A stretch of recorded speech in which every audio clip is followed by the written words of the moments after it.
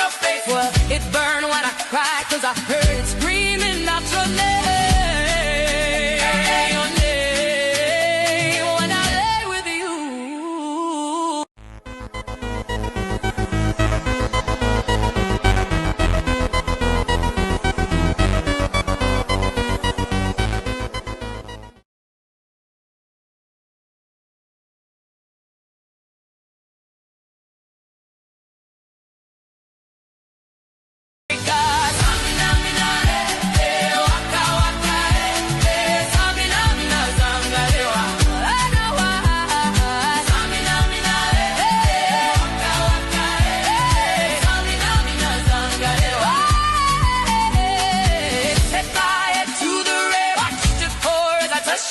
Well, it burned when I cried, 'cause I heard it screaming out your name. Your name when I lay with you.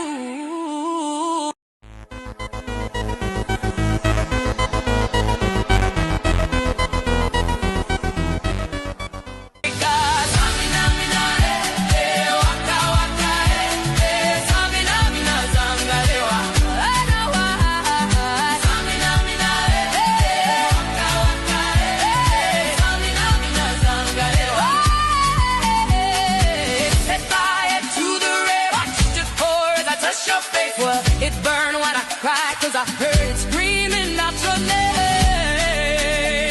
Your name when I lay with you.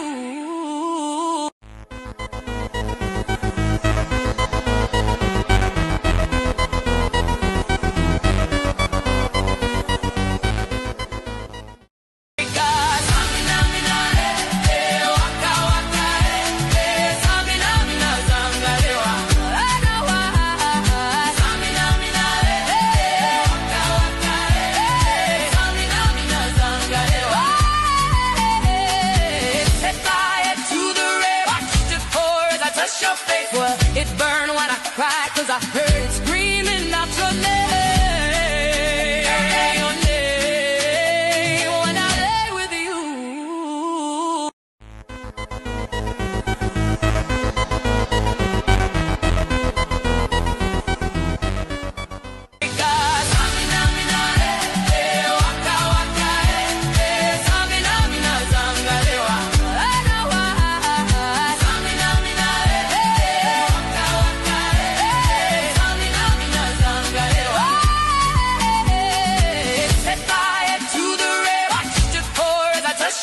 Well, it burned when I cried, 'cause I heard it screaming out your name. Your name when I lay with you.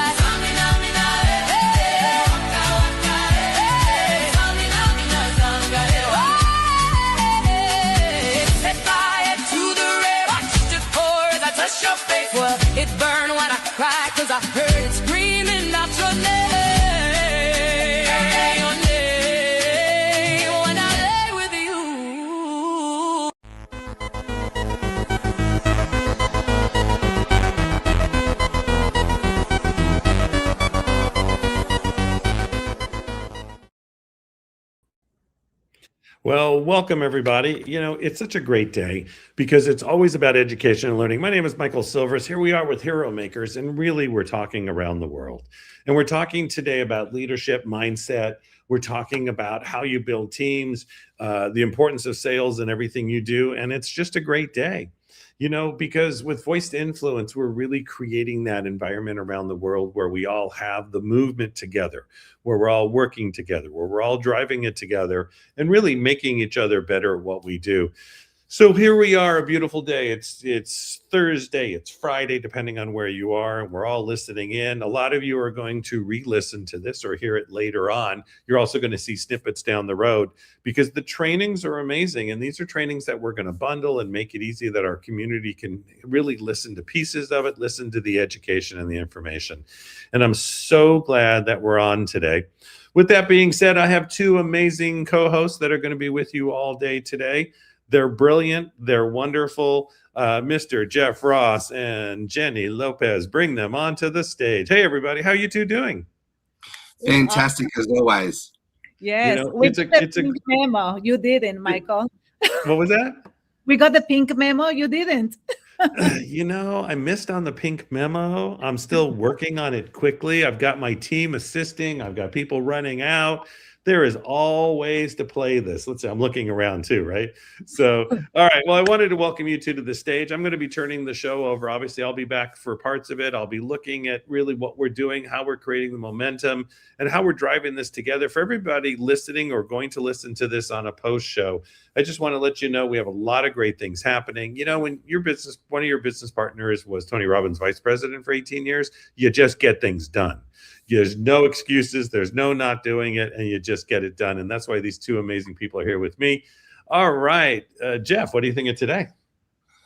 It's going to be an amazing day. I can't wait for our headliner speaker to open up with Natasha Graziano kicking out the gates. It's just going to be an amazing day. Now, we have had a couple of tech glitches. So I know we're live on YouTube. I believe we're live on YouTube and on the Facebook page for Laptop Lifestyle Dads. You got to love Facebook. When he tries to, put a spanner in the works and put you in Facebook jail, and, you just got to learn to pivot and adjust and go with the flow. So, yes, if you're watching this live, let us know, tuning in the comments. We can see the comments there coming in. But if you're watching the replay too, it's just, strap in. These events are amazing. And we've got an amazing lineup of speakers, on our way, for today. Jenny, what are you looking forward to for today's conversation?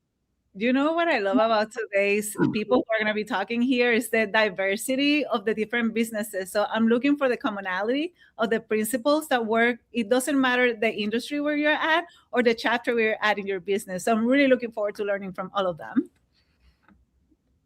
Absolutely. Well, Michael, thank you very much, mate, for your mentorship and everything you do to support us in the background these days and helping us to open these shows. This is what apprenticeship style learning looks like, right? You train people up to follow into your footsteps, and you get to go and sit back and have a couple of Mai Tais or pina coladas or coffee or whatever it is that floats your boat. We've got this, but thank you very much, Michael, and I appreciate everything you do. All right, you two have a great show. I'll see you later. Well, let's awesome. go. All right. So Jenny, we've got Natasha coming up very, very soon here with this to help us to kick off and open up this today's conversation.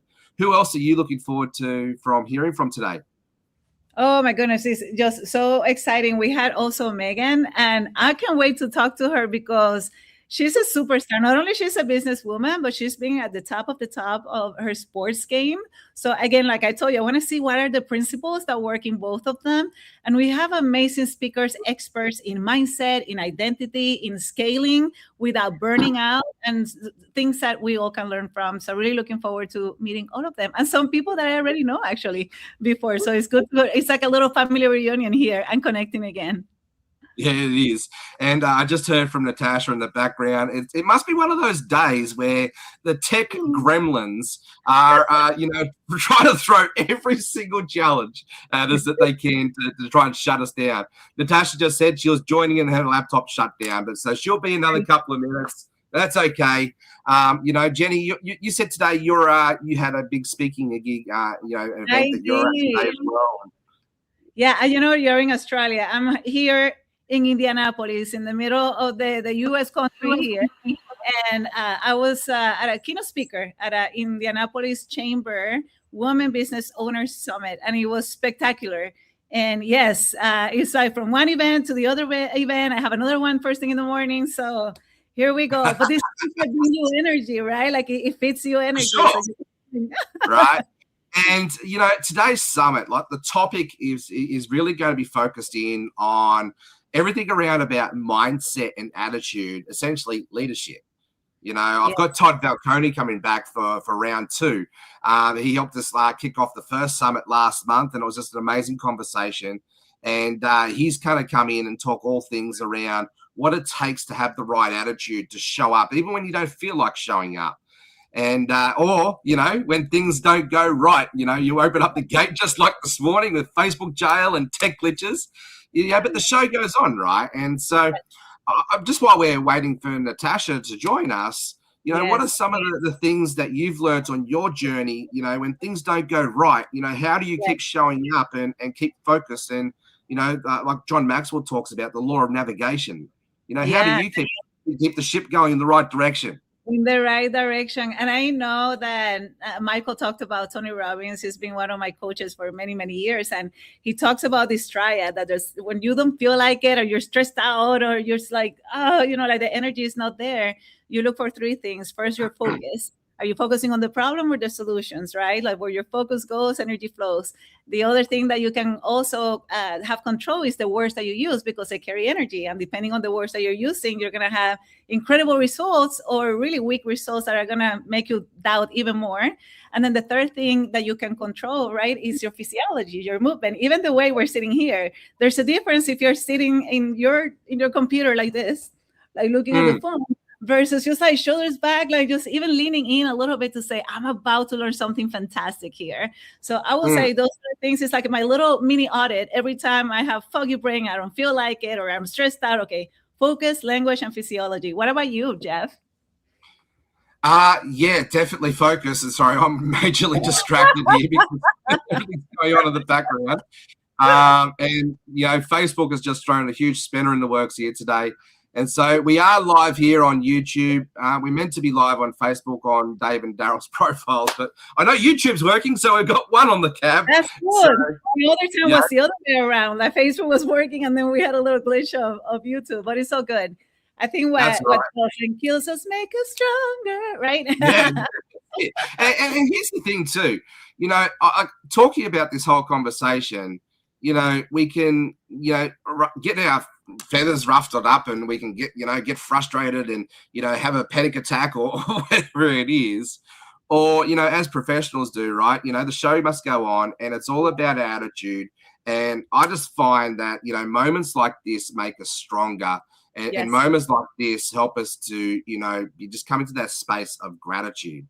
Anyway, I'm going to just quickly just hop off stage for like about 30 seconds. I know, here we go. Natasha's here. All right, we're good. Hey, okay. Awesome. We've had that little bit of a hiccup. These things make us stronger, and we've got to be grateful for our trials and tribulations. Natasha's still not connected properly, guys. Jenny, if you just take the show for about 30 seconds, I'll see what I can do here. Absolutely. Right. Michael, you're more than welcome to also join us here. It's really, really important. Honestly, I'm really excited to be here. We had what I will say part 1 of the Direct Sales Summit about maybe a month ago, not that long time ago. And it was wonderful to learn from so many people. And I always come with the awe that we all are experiencing this human journey, for the lack of a better word. And the thing is that sometimes we feel that, we're the only ones that this is happening to us. And remember, everything happens for us. Even this little thing that is happening for us. So just remember that. There's a little bit of an inside nugget I can share today. Yeah, thank you, Jenny. All right. Our opening speaker here, Natasha's just got on screen now. Amazing. And so we're going to kick this summit off. We may have a little bit of a delay, but we'll catch up the time and let's strap in for an amazing ride like with all these summits like I've been in the past. So, Jenny, thank you very much for your support. Thank you. Really appreciate you.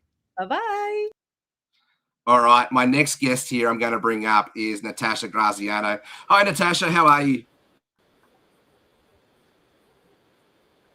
Hi, everyone. I'm good. Can you hear me? Sure can. There's a I slight can delay, hear you but great. you know, Can you hear me? yes. Brilliant. All right, so let's jump into this. I'm really pumped for this conversation. You know, our next guest here is a global powerhouse in mindset, leadership, and personal transformation. From being broke, homeless, and single mum to becoming one of the most sought after motivational speakers on the planet. She's built a following of millions, generated billions of views, and is known as one of the life coaches to the stars. She's shared stages with people like, Gary Vaynerchuk and Grant Cardone. And today she's here to help us to unlock your next level. So let's give a massive welcome to an incredible Natasha Graziano. Thank you, Natasha, for jumping on for today's discussion. We'll just talk to you about, pivoting and adjusting with, tech glitches galore for this morning. But we're here, where the show goes on. And I just really appreciate you for saying yes to being of service to this amazing summit today.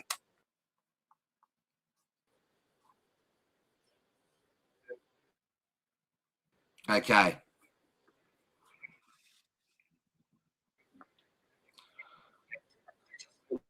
All right. Did you hear all that, Natasha? Are you still there?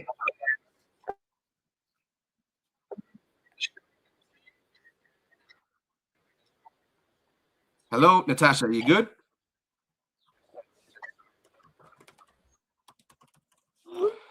Okay, Jenny, I'm going to bring you back up, champion, while we try and sort out this tech glitch here. It's just one of those days. It's all good. No worries. We also have another speaker. We can always kind of change a little bit the order if we need to. We have another speaker here. I think, Joan, if you're actually in the background, we might actually have to change the order a little bit and give you a solo spot if you're up for it. Let us know, but that's okay. Jenny and I can pivot and adjust. We've also got Todd Balcony in the background there too as well. So we may have to rearrange our schedule here and pivot, and we'll see what we can do. But let's just give Natasha about another 2 minutes. Okay. Yeah. I've just got confirmation here. All right, guys, I'm going to bring up Todd, and we're going to pivot, and we're going to do a bit of an adjustment, and we'll bring up Todd instead, and let's go from there. Thank you, Jenny.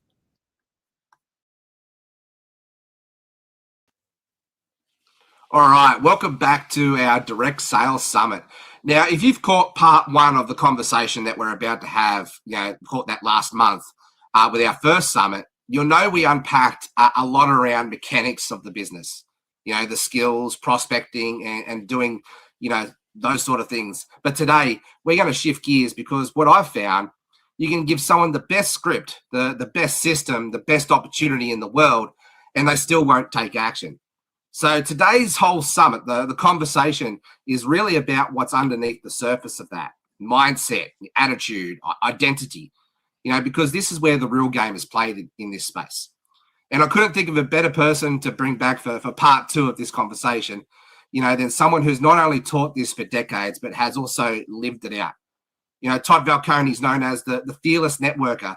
So please welcome back Todd to the stage. And mate, it's great to have you back here for part two of this conversation. Yeah, it's great to be back. How you doing?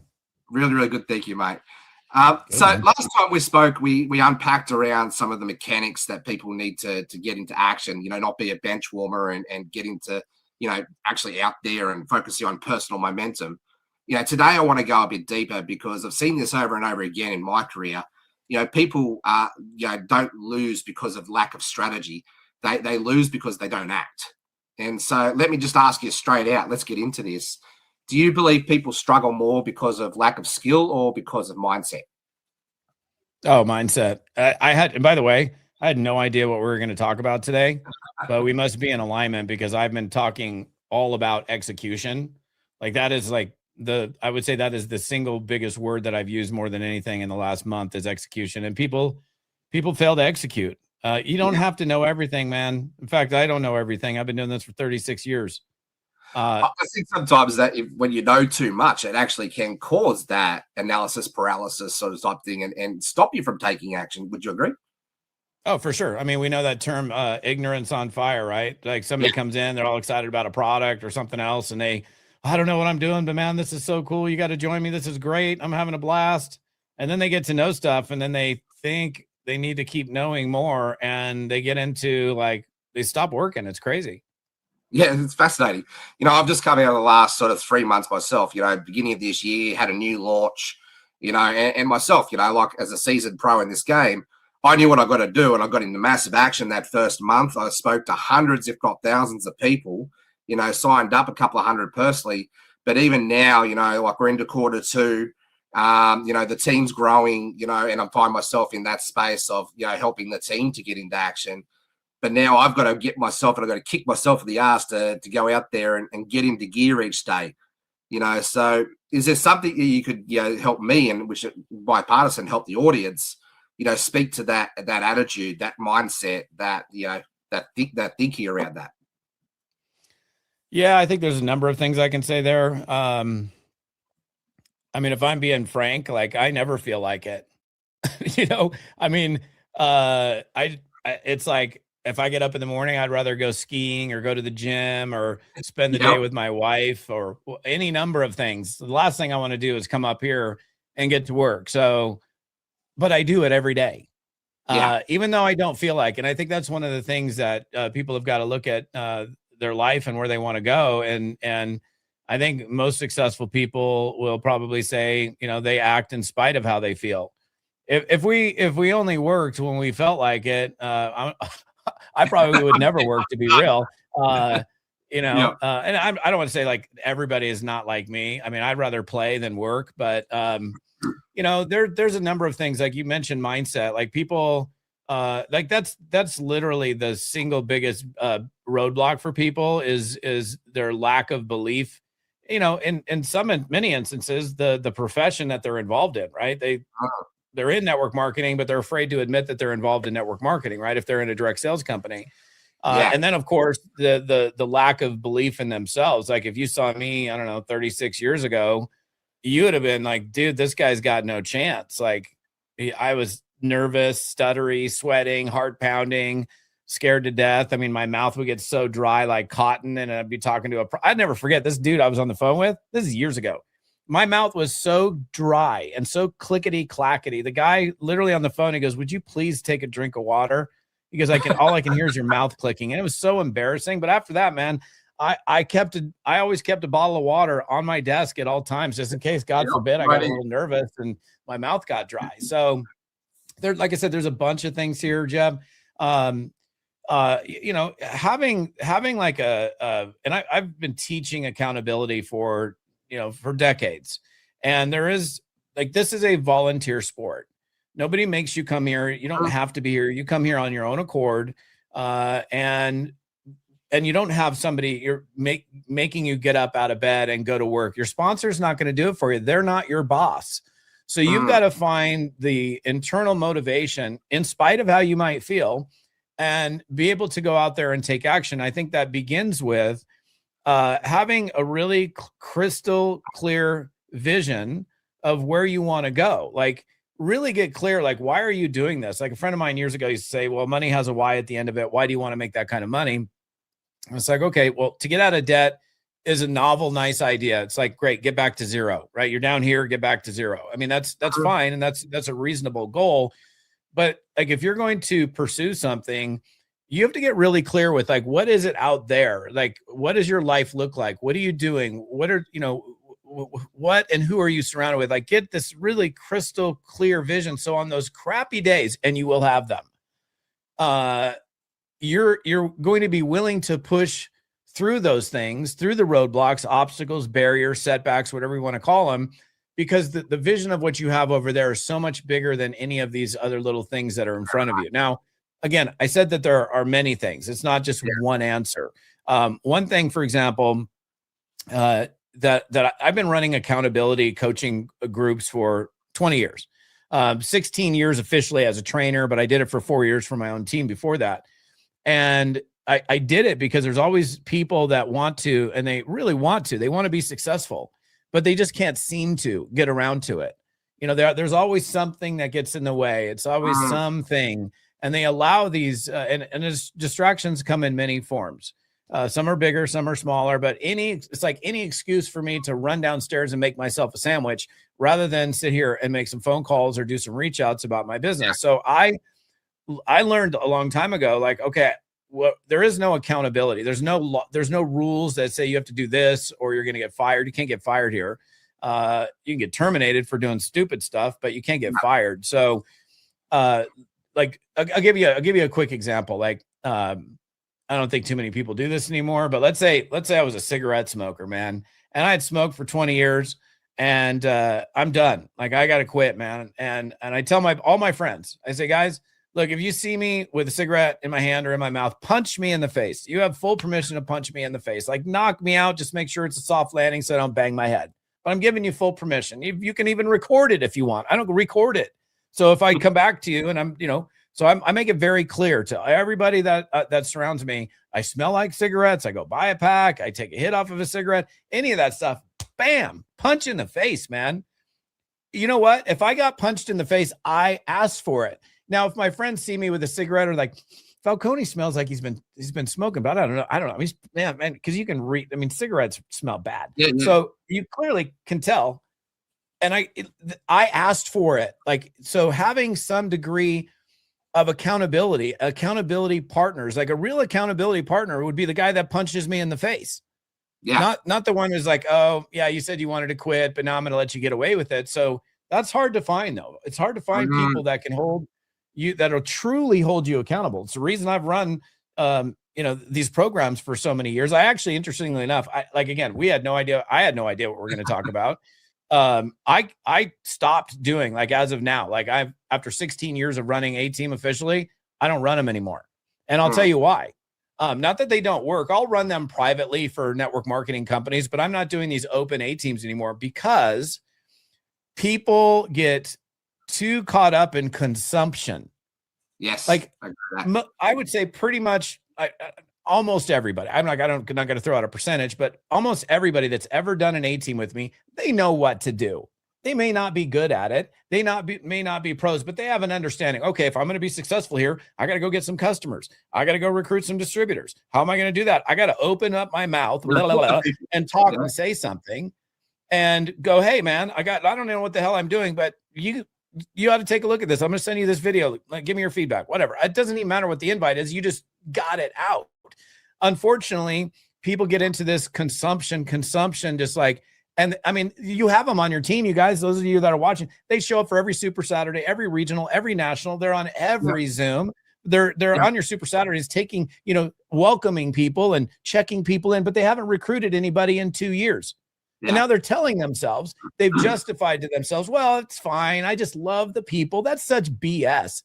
You don't love the people that much. You got into the business with the intention of making money and building a profitable network marketing business, not, deciding 6 months into it because you were lazy and you let your mindset get in the way that, it's just fine. Now you've rationalized why it's okay that you don't make any money. And I am sick of it, bro. I'm done. So I literally made an announcement, a couple of announcements through all my social media accounts. Like, I'm never producing. Now, this is coming from a network marketing trainer. Okay. I will never, ever produce. Now, this is even wider distribution of this message. I will never, ever produce another training program on how to make money in network marketing. That's coming from a network marketing trainer. Why? Because I've said all I need to say. I have training programs on every aspect of you gathering knowledge on what to do, how to do it, when to do it. It's already there. I don't need to spin it around and put a different color on it or make it look different.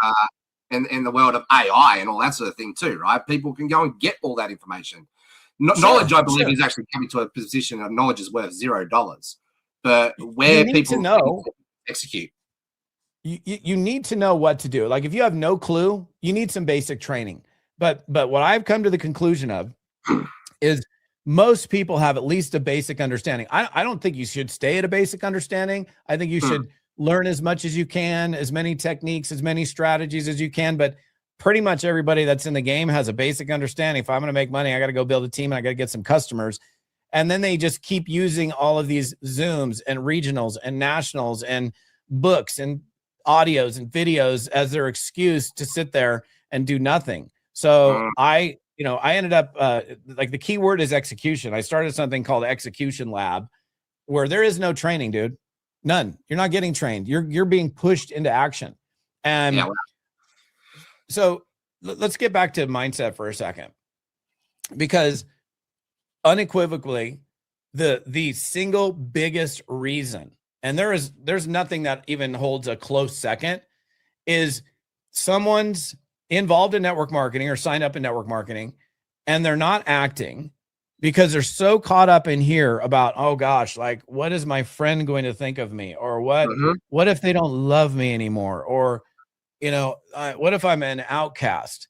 And I want people to understand this, because most people don't understand the depth of this. This is not, first of all, it's not unusual. It's probably the most usual thing. It is the number one reason why people don't act, but it's centuries old. It's not some new thing that came into existence in network marketing. Way back in the day when we lived in tribes and we lived in small groups of people, if you did something wrong within your tribe, you would literally be outcast. You would be sent out to the forest. You wouldn't be able to procreate. You wouldn't be able to eat. You wouldn't have anything. You would go die, basically. That's the way it was back in the day. And so we've got this innate fear that's centuries old, that is built into our DNA. Everybody's got it, that, oh my gosh, I have to act in such a way where I'm accepted, I'm wanted, and I'm valued, and I'm appreciated. And that's a tough one to get through, man. But I can tell you, the single biggest breakthrough that any network marketer will ever have is the moment they no longer give a damn what somebody else thinks of them because they're pursuing a network marketing opportunity. And I'm not going to tell you I can snap my fingers and it goes away. I have methods that through a process you can get through that. But man, that's worthy of getting through. I want every network marketer to be in a position where it's like, I'm willing to talk to anybody, anywhere, at any time without hesitation. No prospect is too scary. No prospect is too big. No dude is too successful for me to not talk to him about my business. That is the primo position that everybody ought to be in. I love that. And so there's layers to this conversation. Now, we talked about, the fear that's sort of holding people back, and maybe the belief and all of that sort of thing. But I want to dig in deeper here, because I think that the conversation and the word that we need to unpack here is identity. For me, when basically you're talking about that description of, not giving a damn and not what I call not being attached to other people's opinions, is when I shifted it, I had to become the leader that I wished that I had, and become that person and move into that person. And forming that identity then did one thing for me, which helped me to take ultimate ownership. Live life above the line, ownership, accountability, and responsibility to lean into that person. I love to unpack your wisdom and your decades of experience in here, and how we can help our people to form that, that identity that gives them that, essentially that mindset and that attitude that they don't give a damn. What can you speak to that conversation? Yeah, honestly, I think you just got to own it, man. You're never going to be perfect. You're never going to know all of it. I mean, look, man, 36 plus years of doing this every day. I don't know everything at all. I mean, I know a lot because I would hope so after this long. But like, one of the things here's the deal. And I don't recall if we covered this in the previous episode, but man, it's like, you got to plant your freaking flag. Yeah. And like, I'm planting my flag, meaning I'm going to do this come hell or high water. Yeah, commitment. And I know I'm imperfect. I know I'm going to make mistakes, but once you've stepped into that decision that you're going to do it, that you don't have an exit option anymore, which so many people use, they bail out, they go to another company thinking the grass is greener there, they do whatever they're doing, they quit network marketing altogether. If you would just stick and stay, this is a fishing term my buddy used to use. Like, we'd go out 50 miles out to sea fishing for tuna, and he was like, man, stick and stay, stick and stay, stick and stay. And like, we're going to catch fish for 4, 5, 6, 7 hours. And then bam, we get onto a school of tuna and the entire boat is filled up with albacore tuna because we stuck and we stayed. And, it'll never happen if you abandon. And the other thing, if you want to attract people, you don't need to be polished. You don't need to be perfect. You don't need to be the most skilled person in the world. All you need to be is a person that's committed. Like, people do not follow flaky people. People don't follow individuals that are like, I'll give you like 2 stupid examples. Like, and actually they're very powerful. They're just kind of, I'd say stupid. They're just kind of silly. Like, if I was going to invite you to something and let's say I join this business, I'm like, hey man, hey Jeff, I'm thinking about like maybe pursuing this thing. It's kind of cool. I don't know. Like, I'm checking it out. And like, I don't know. I don't know what's going to really happen with this, but like, you think maybe like if I sent you a video, perhaps that you might possibly, sometime watch it sometime. Could you do that? Yeah, I mean, sure. I'll say that's better than not asking at all. Yes. But if I called you up, Jeff, and I said, dude, what are you doing? On my computer. Okay, stop whatever you're doing. Go to this website, www.whatever.com. You see that? Yeah. I finally found it. I hit the mother load. I'm all in on this thing, brother. You need to see this. Spend 7 minutes, 12 minutes, however long it is. Watch that video. I'm calling you back in 10 minutes. You dude, stop whatever you're doing. I don't care what you're doing. You need to watch it. You're going to be like, Falcone, what are you on? What are you in? What are you doing?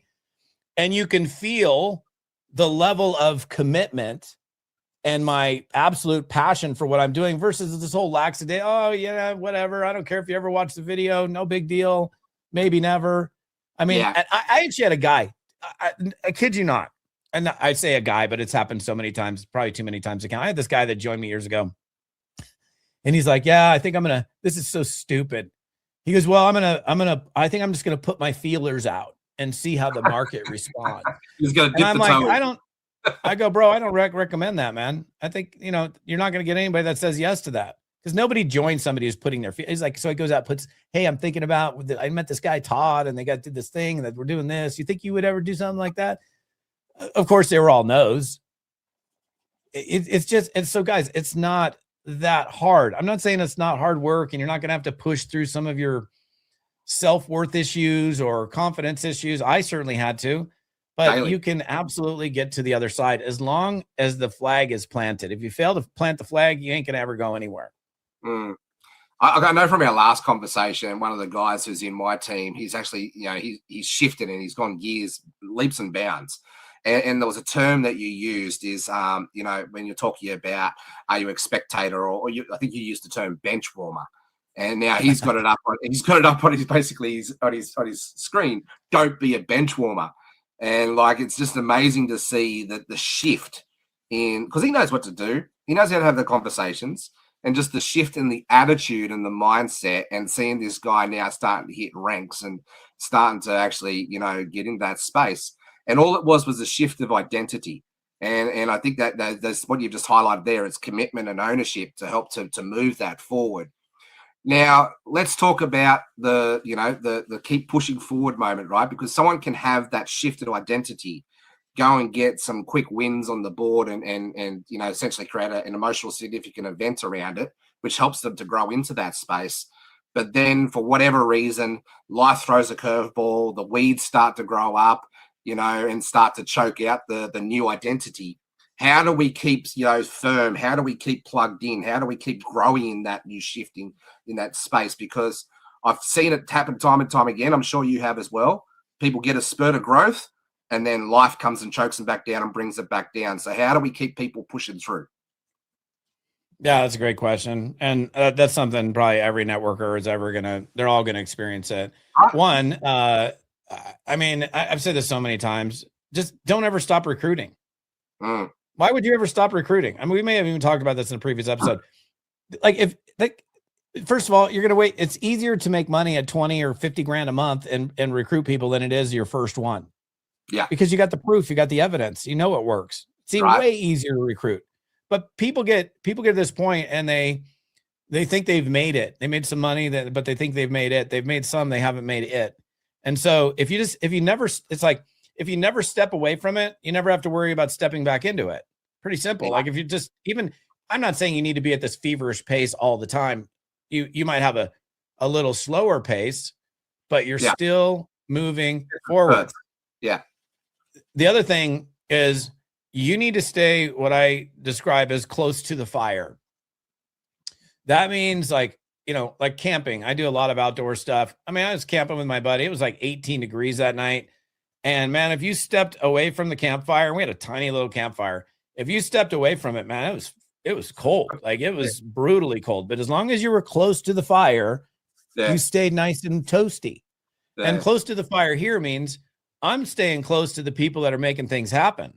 I'm staying close to the leaders, the producers, the doers, not the don'ters. You always want to do what the doers are doing. Don't do what the don'ters are doing. I know that's not proper English, but I think people get my point.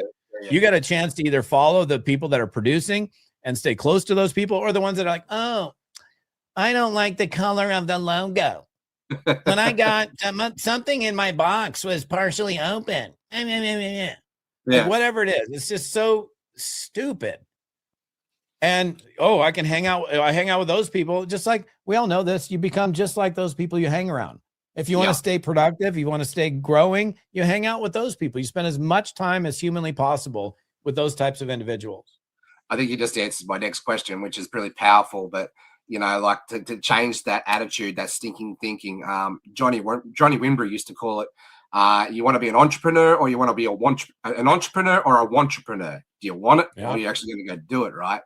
And I find it lately, people coming to me with all these nitpicky little suggestions and excuses and things like that.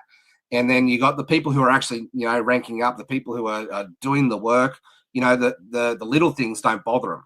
It's like, because they've got their eye on the prize type sort of thing. So you just unpack that for me. Look, we've got probably about a couple of minutes left here before we've got to wrap up this interview. Is there any final words of wisdom that you'd like to, go to help us to close out this conversation? Yeah, I do. Like, I'm just going to tell you guys straight up. It is all about execution. Period. End of story.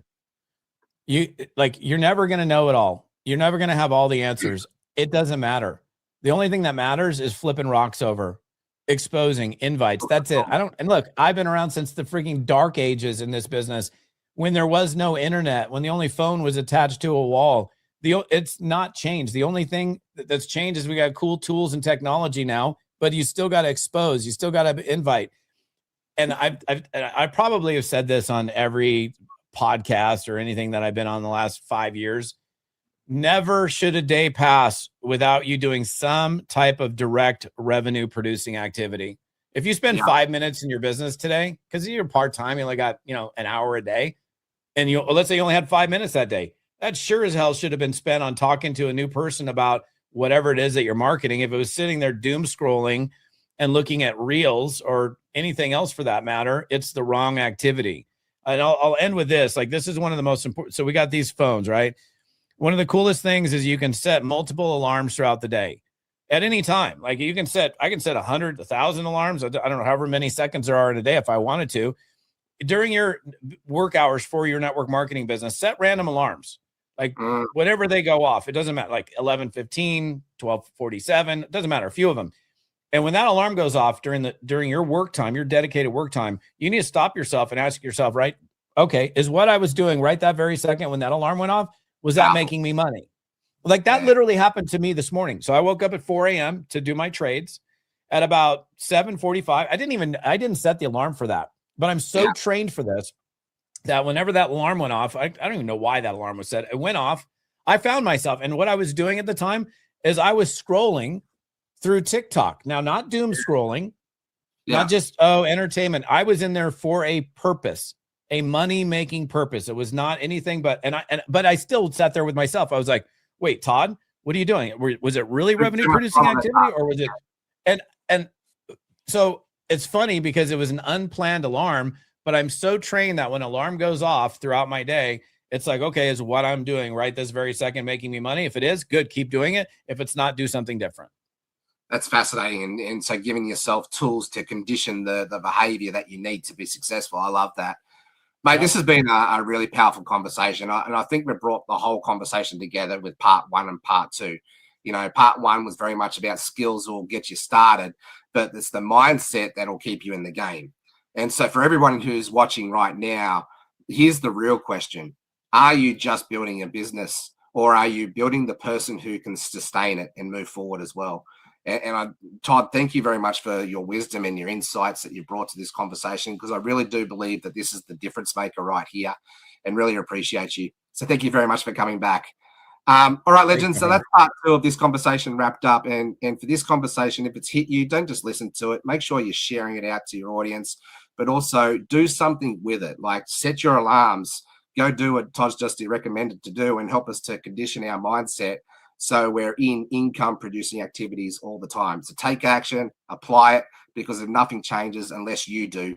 And we'll see you on the next interview right after this commercial. God,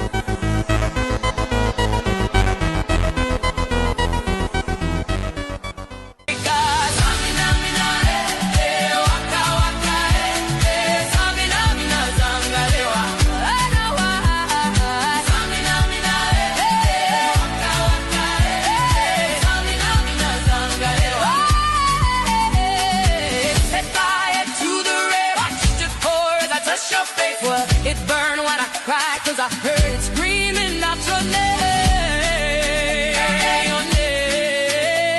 when I lay with you.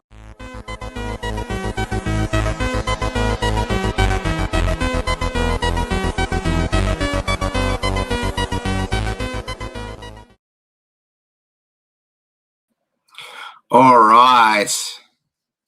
All right. We have had an amazing start there with Mr. Todd Falcone, and that was just a brilliant interview, was it not?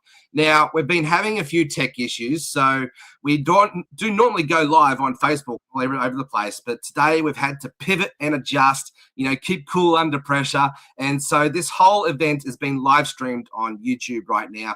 So what I want you to do is, if you're watching live, please do me a favor. Grab the share link and share it out with your community and get everybody you can onto YouTube. It is working 100%. And so I'm going to have to maybe look at leaving Facebook in the dust, but we'll tell Zuckerberg that another time. Anyway, also, I'm about to bring up our next guest. We were meant to kick off with, sorry, wrong button there. We were meant to kick off with Natasha Graziano, but we had to pivot, as you do. And now we have Natasha here again with us today. So, Natasha, it's absolutely brilliant. Thank you very much for pivoting and getting your stuff sorted out. And for those of you who do not know who Natasha is, she's an amazing speaker with millions of followers, generated billions of views online, known as the life coach to the stars, shared stages with some of the biggest speakers around the world like Gary Vee and Grant Cardone.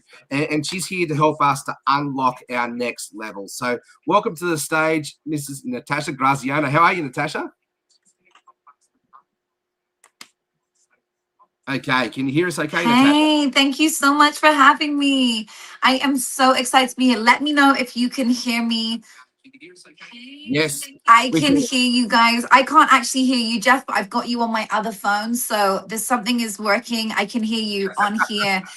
But thank you so much for having me. I'm so excited to get started with you guys today. Today is going to be such a powerful realm. We're going to be diving into some amazing things.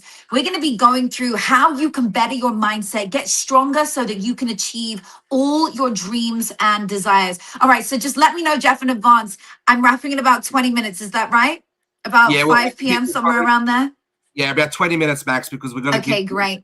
All right, let's get into it. Guys, I hope you've got a pen and paper ready. I hope you've got something you can write with. I want you to get into today. I want you to get into this in detail. So the first thing I want to go through is step number 1 of having a strong, resilient mindset. Step number 1 is to recognize, what do you want? So when you're working in direct sales, and I've worked in direct sales for so long, I've been in this trade for years and years and years and years and years. I have my hands in different projects, different things, and I absolutely love it. And I want to teach you some of the things that I have learned with it.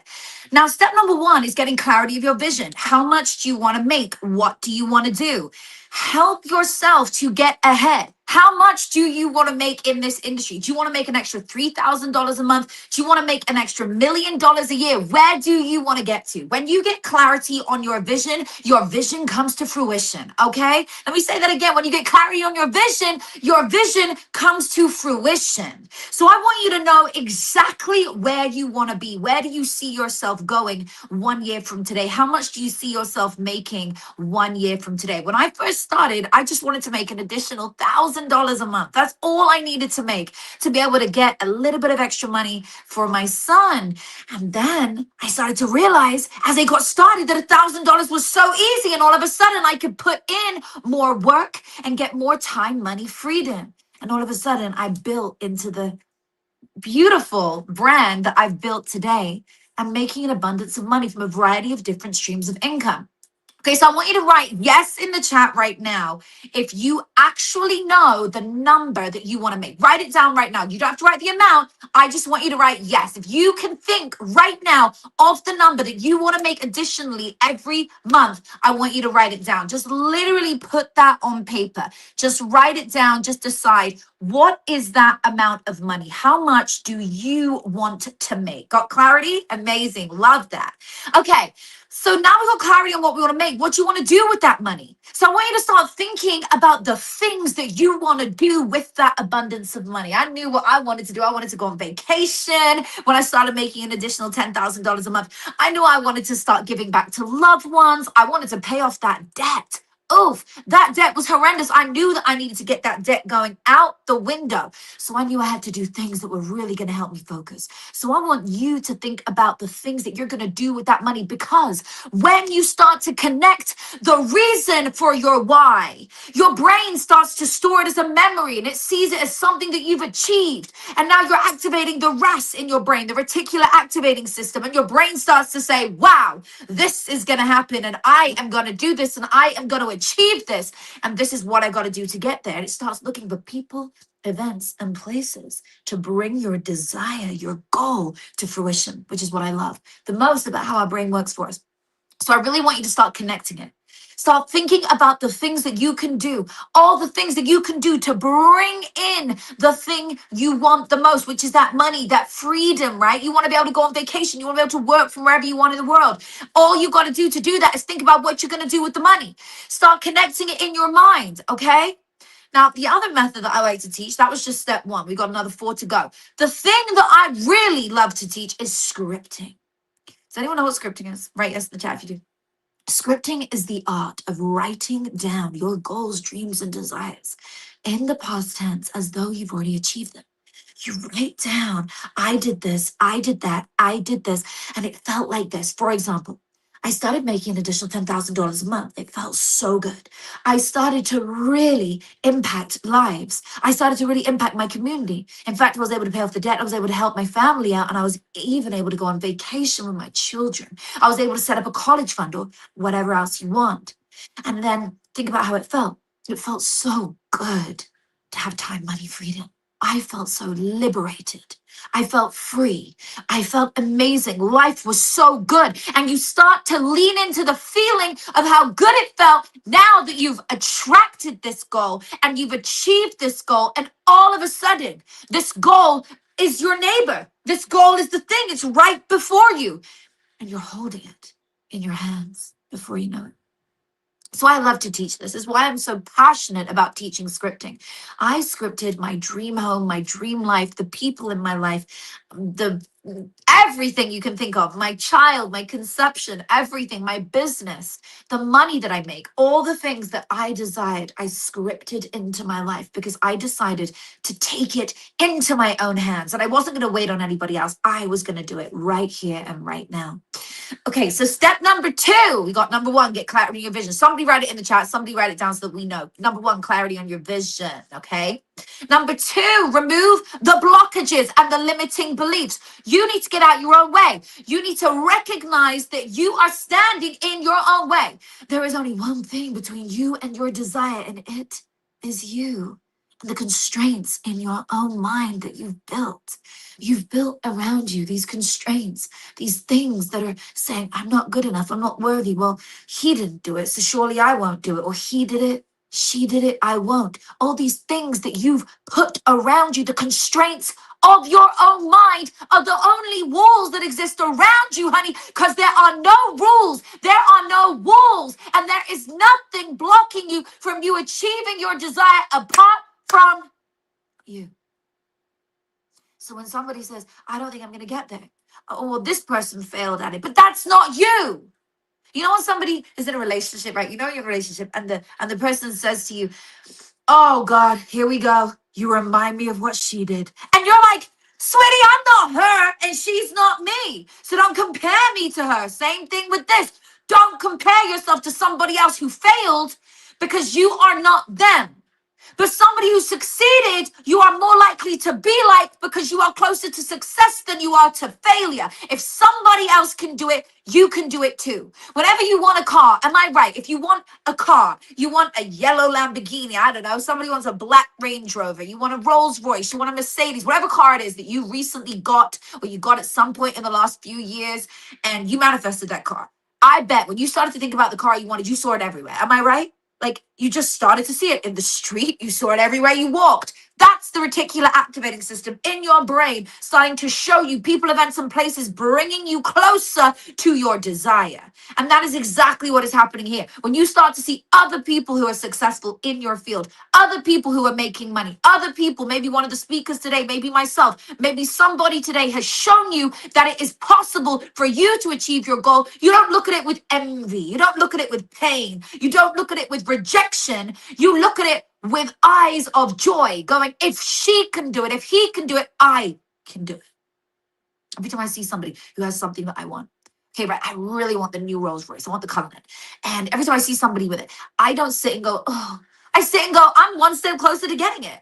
Like, I am about to get the car now because I watched people over and over going, I'm so excited to be like that. I'm going to have it too.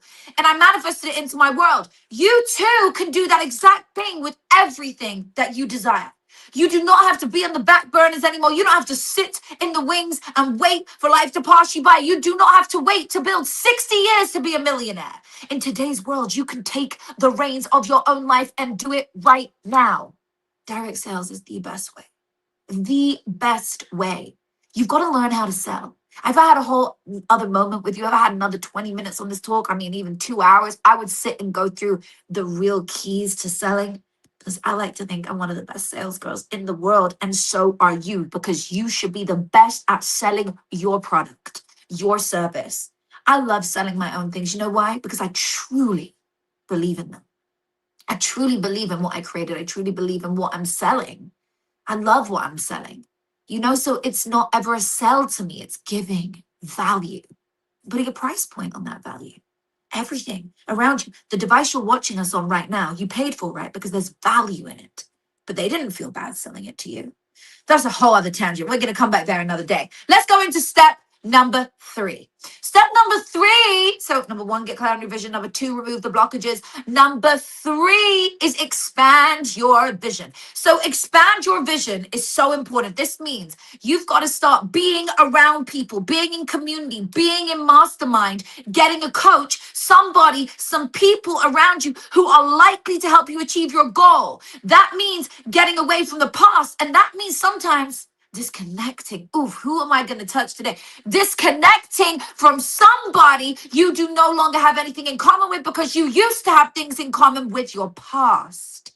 Oof, you have things in common with all these people from your past, but you don't want to be around people you have things in common with from your past. You want to be around people you think in common for your future. That is the kind of person you need to be around. The people who are going to help you elevate. You're an average of the 5 people you spend time with. If you spend time with 5 people who are naysayers, negative, talk down to you, those I don't know if it will work kind of people, ciao.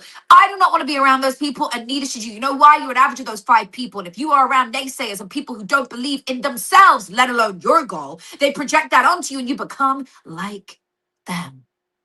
I hang around people who are inspiring, who are motivating. When I wanted to be a motivational speaker, I wanted to go to the top, and I knew I was going to get to the top very quickly. I grew up in a little town in the UK. I grew up in this village. Okay, it wasn't even, I mean, beyond the town. I lived out in the sticks. My neighbors were sheep and cows, people. Okay, so I had animals that were my neighbors. You drove into the village and you didn't come out. You went in and it was a dead end. 80 houses in the entire village. There was no public transport. The nearest shop was 20 miles away. There was nothing nearby. I lived in the middle of nowhere, and I decided from that place that I was going to get out and I was going to move to America, and I was going to change my life, and I was going to be like these motivational speakers that I'd seen on TV, that I'd seen at conferences online, like you're watching right now. And I decided I wanted to be like that. So fast forward in time, during COVID, we had Clubhouse, and I would sit on Clubhouse and I would absolutely love it. I would sit there and I would enjoy, and I would enjoy talking. And I started to build my own room and build my own space. I surrounded myself with like-minded people, one step above me who had already done it.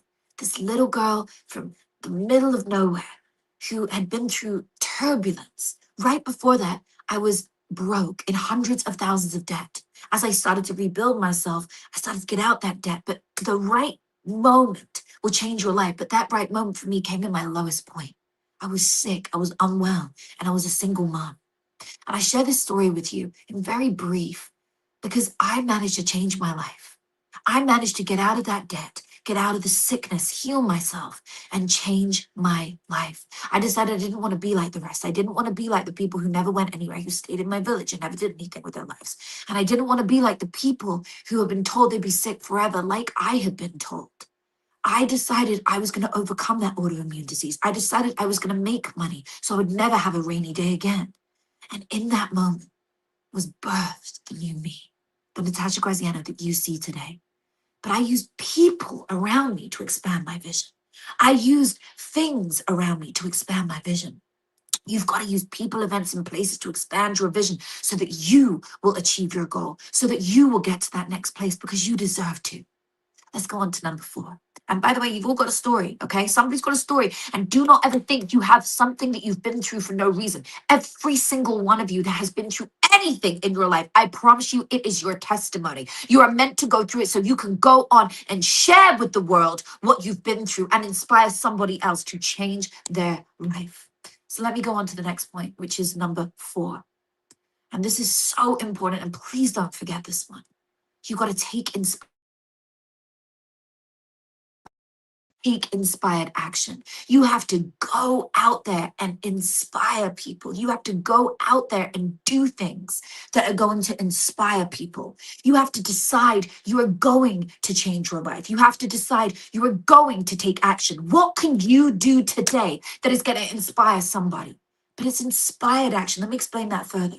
Inspired action is when you get that sudden download that says, oh, email these 3 people. Oh, call these people. It's when you suddenly get a download that you've got to do something. Why? Because that is going to take you to the next level. Those 3 emails that you're going to send, they're going to take you to the next level. The people that you are about to serve and meet is going to take you to the next level. You've got to focus on the things that you get inspired to do because that is going to take you to the next level. It is going to take you to reach the people you need to reach. Today, who can you email? Who can you call? What can you do to expand your vision, to get closer to your ultimate desire, your money you want to make, and the impact that you want to do in the world? Think, who do I need to show up as? What do I need to do? If you contact 3 people a day, just 3 emails a day or 3 calls a day, that's one. Am I right on saying that's 1,095 a year? Have I got my numbers right? It's 1,095 people you would have contacted a year. Isn't that amazing?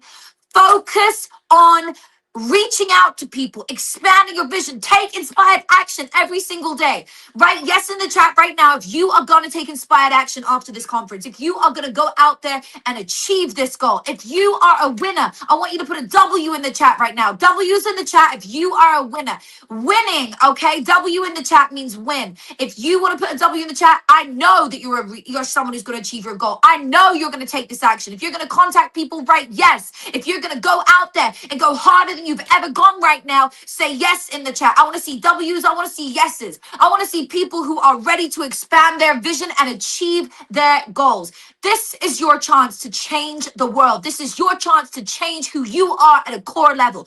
Go out there today and take inspired action. Who can you contact? Who can you impact? Who can you serve? What lives can you change? Wake up every day and ask yourself those 4 questions. If you do this every single day, excellence is born. Excellence is not something you do sometimes. It's what you do all the time. Change your life today.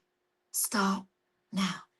Thank you so much for having me, guys. It's been such a pleasure to be here. My name is Natasha Graziano. If you don't know my work, you've been living under a rock, honey. But don't worry, welcome. It's such a pleasure to meet you. You can follow me everywhere online. You'll be able to find me at Natasha Graziano everywhere on all the different platforms. It would be my pleasure. Reach out to me. Bombard me with your DMs today. It would be a pleasure to meet you. A pleasure to answer any of your questions. Thank you so much for having me, Jeff. Peace and see you soon. Thank you very much, Natasha. It's absolutely amazing you having here up on stage as always. And we're going to keep going, but that was absolutely fire. Definitely inspired action. Thank you, Natasha, for your patience and grace and adjusting to bring the fire here today. Really appreciate you. Bye for now. All right, so I'm going to bring up my amazing co-host here, and we're going to now shift gears towards a panel conversation. Let's go. lined up. So it's been one of those events where we've had challenges, but we've definitely got the train back on the tracks. We're off and racing, and we are all systems go. So Jenny, over to you. But thank you very much for your the background. Yes. Yeah, and thank you, Natasha. Again, incredible energy. I'm taking inspired action. And with that energy, I want to welcome an incredible panel right now. So tech, please. Yes, amazing. We have Tracy, Melanie. Awesome. Hi, Katty and Craig. And these people are experts into like how to grow real businesses. Like not only talking about the business stuff, but what goes underneath: identity, relationships, mindset, you name it. And I can't wait to learn from each of them. So I'm going to ask for each of you to introduce yourself very quickly, and then just share when it comes to direct selling, or what is one thing that is working for you at the moment. And I'm just going to start here. I say, Katie. Yeah, Katie. Yes, awesome. So let's start with you because you're really tight. Yeah. So I'm Katie Prejean. I'm from New Zealand. And something that's working for me personally is I'm a bit of both. I do on social media, a lot of my stories, and also in person. So I get the best of both worlds. I've got a lot of exposure online, and then I also have an opportunity to do a lot in person and really get a personal feel with people. Amazing. Well, welcome, Katie. And then we're going to pass the mic and the baton to Tracy. And Tracy, I don't know if you're muted, but I cannot hear you. And perhaps tech can help us with your volume. And because we have these gremlins that have been working all day long, well, I'm going to go with Melanie. Melanie, I love the purple in the back. As you can see, I like the pink. So, yeah, so bring it on. So if you can introduce yourself and one thing that is working for you. Yeah, so my name is Melanie Brandt. I currently live in Bali, which was all part of the plan. And for me, what's always worked in the online space is mastering the SFFF method, which is turning strangers into friends and friends into family members.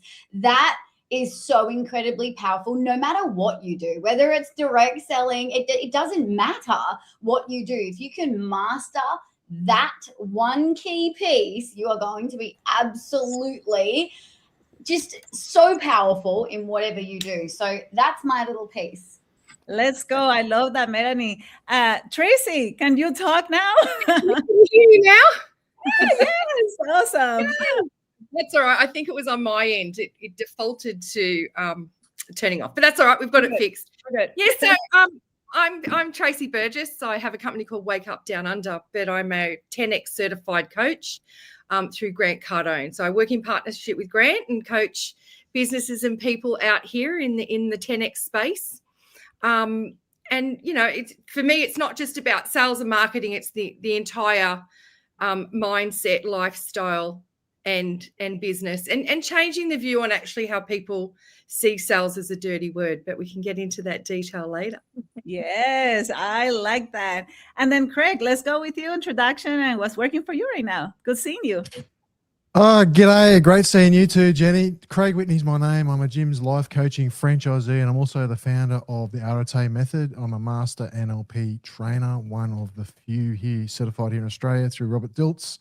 My go-to skill is the old-fashioned form method by Gary Newell, who I was shown many, many years ago through a direct sales business, and I've just duplicated that through. It's just naturally building trust and rapport. That's really is. It's nothing. It's, you know, steak and gravy, you know, get back to basics. Exactly. It comes back to basics. I think people just overcomplicate it. I have a couple of specific questions for each of you. Tracy, I know you talked about being a coach for 10X and Grant Cardone, and my coach has been Tony Robbins for many, many years. And both of them talk about like take massive action all the time. And when it comes to, you know, you're a business, you have a family, there's other obligations, you know, what does like really taking massive action when you have to integrate all the aspects that matter to you truly look like? Yeah, well, I think when I start coaching clients, one of the main things is that view of taking massive action doesn't necessarily mean throwing everything like to the side. I change it around a little bit and say, take all the actions you need to go through the process. And I see a lot with people in sales. They'll do the pitch And usually where it falls down is everything that happens through the follow-up into the conversion, because they don't want to feel sleazy salespeople and all that type of, cringe that comes around being a salesperson. But we work towards teaching people that life's a sale. And it's really about influence and being able to clearly communicate the value of your product and how you can help the customer. So as long as you're sold on your product, it's steady, it's legit, and all of the things that come around with what's the value that product can add to your customer, how can you help people, and then what's the process in which you can clearly communicate what that looks like. I mean, even when you're discussing with your kids, can they do homework, or you're trying to pick out who gets to pick the restaurant, or all those things is a communication of being able to get your point across enough that influences someone so that they take your decision. Right? Yeah, So, and it's simple. so for us, massive action, and you see it, how many times do you hear people say, set goals, set goals, set goals? No one tells you how to set them. And then when you're reviewing your clients' goals, it's a to-do list. Like, just being very clear, having that clarity on, for us, a goal has to be something that you're a little bit uncomfortable with to achieve it. And that's where the massive action comes in. And quite frankly, if you just do normal plotty tasks, then you're going to get average results. And that's integrated into, Australian society and culture, because it is that I don't want to appear salesy. And I think that's what stops a lot of people in business as well. I don't know sales. Yes, you do, because you influence people on every conversation you have, whether it's who's out picking what for dinner and all those things. So when you start to combine all that, and that I teach businesses and people how to bring that into their life so that they can embrace the concept instead of making it feel I mean, obviously we've got to get comfortable with being uncomfortable, learning new things. But once you change the mindset into, I just need to clearly communicate what value I add to you and put your customer in the center of everything you do, it starts to become easier to be able to then integrate other things, because you're not fighting yourself internally or emotionally. Saying, I know I want to have a business. I know I want to sell all these things, but how do I talk to even friends and family about it? I don't want to appear that person that only talks about that. So that, in a nutshell, is sort of what we bring together. I can hear like a theme already going in, like we overcomplicate. It's just keep it simple in the things that you do, the execution and how you articulate the value that you bring to others. Beautiful. And I love what you said about the influence. Don't overcomplicate it. You're just influencing people. Yes. And Melanie, I'm going to pass to you, because I know that you're teaching people like how to sell without you being right online. And I think we're in this age where you just want to do, and we get into burnout before we even get the opportunity to truly scale. So when it comes to systems, what is your best advice, and what are you thinking people are doing wrong when it comes to like automating? Oh my gosh, what a good question. I think we were never taught what scaling looks like. So there's a big difference between growth and scaling. There's a big difference between just having a month that was good and then having months that are consistently good. No one ever told us, and especially in direct selling, about systems. We quite often rely on our company's systems, where all of our clients and customers' information is going. If something was to happen, you have no control over that information. You're on rented land. So really stepping into that CEO version of yourself and making sure that you have your own systems built and your own structures built, because you're the one, right, that people are joining. You're the one that people want to be around, want to be coached by. And it's so incredibly important that you own that information as well. So I think the thing that I see goes wrong a lot with businesses is people will start with just something free or cheap when it comes to a system. But then what happens is, as you start to scale, you're probably going to need to move that into a more robust system anyway. So you're better off to start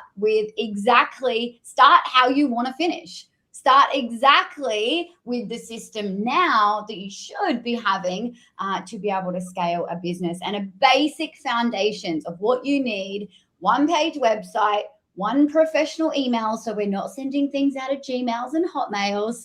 We need one booking system so people can book calls with you. It'll put it in your calendar. It'll put it in theirs. Maybe you want to have a low ticket offer or a freebie or maybe just a course, but don't go and build this huge empire just yet, because data is key. You must test, because numbers don't lie. So if Yes. you put all of the things that you build into test mode, you're going to see the data. That is going to tell you what your next step needs to be. Rather than just building things and putting it out and hoping for the best, your audience will tell you what they want. All you do Yes. is just build more of that. Oh my, each of you are doing like a little mini masterclass. Like, I hope everybody's learning like all these things. Thank you for sharing these tactical tips that people can take action. And then Katie, I was learning about you, and you have such a fascinating story. You know, the way you started building your incredible business right now, it wasn't with fancy funnels and automation. It was through relationships. So talk to us like how you started really growing and building your business. Yeah, absolutely. So within sales with me and building relationships, I am all about, you've got to be someone that's so convicted in what you have to offer. Like, you have to be authentically like convicted that you have exactly what they need to fix their problems. Like, for me, I want raving fans, and that's how I've built such a great sales business, is that my people that come to me and get my products with me, they are raving fans. They love them. And it's because I talk with so much passion about them. You can hear in my voice, like, you need to have so much energy. You need to, you know what I mean? Like, you need energy to get across what you want to say to people and to get them onto these products. And so I've done that really well with my people, as I really give them a lot of myself, and I'm professional, and I'm, you know, kind, and I get to know them, and then they come and get the products from me. And then it's not just getting a person to buy your products, it's to look after them from there onwards. So the care that they get with me from the moment they sign up to get their products is like next level. It's not me bombarding them, but it's enough to know that they are supported, that I care for them, that I know that they're using what I've like recommended them, and they've paid their money for it, that they're using it properly, that they're getting the best out of it, that they're gonna keep ordering it. And they do. And then there's the people that will then go on and tell their people, and then it's a flow-on effect from there, that I'm getting more customers all the time, not just from my own branding and from my own voice. It's from these people that are like raving fans, and they're telling everybody else, their friends, their family, hey, you need to try these products, you need to use them. And that's how I built it, is that I've honestly got the most amazing raving fans. Yes, that's good. And it's what they say, fall in love with your client and not with your product, right? So that way you can continue to innovate and help them. Beautiful, beautifully said. Craig, you're here surrounded by this energetic woman. How does that feel?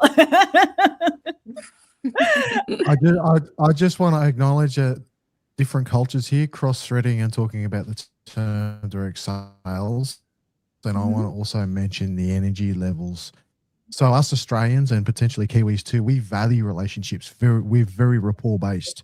So when someone who's super high energy comes and pitches us, our natural tendency is to run the other way, because it's like, wow, you're alive. It's like, whoa, too much for me.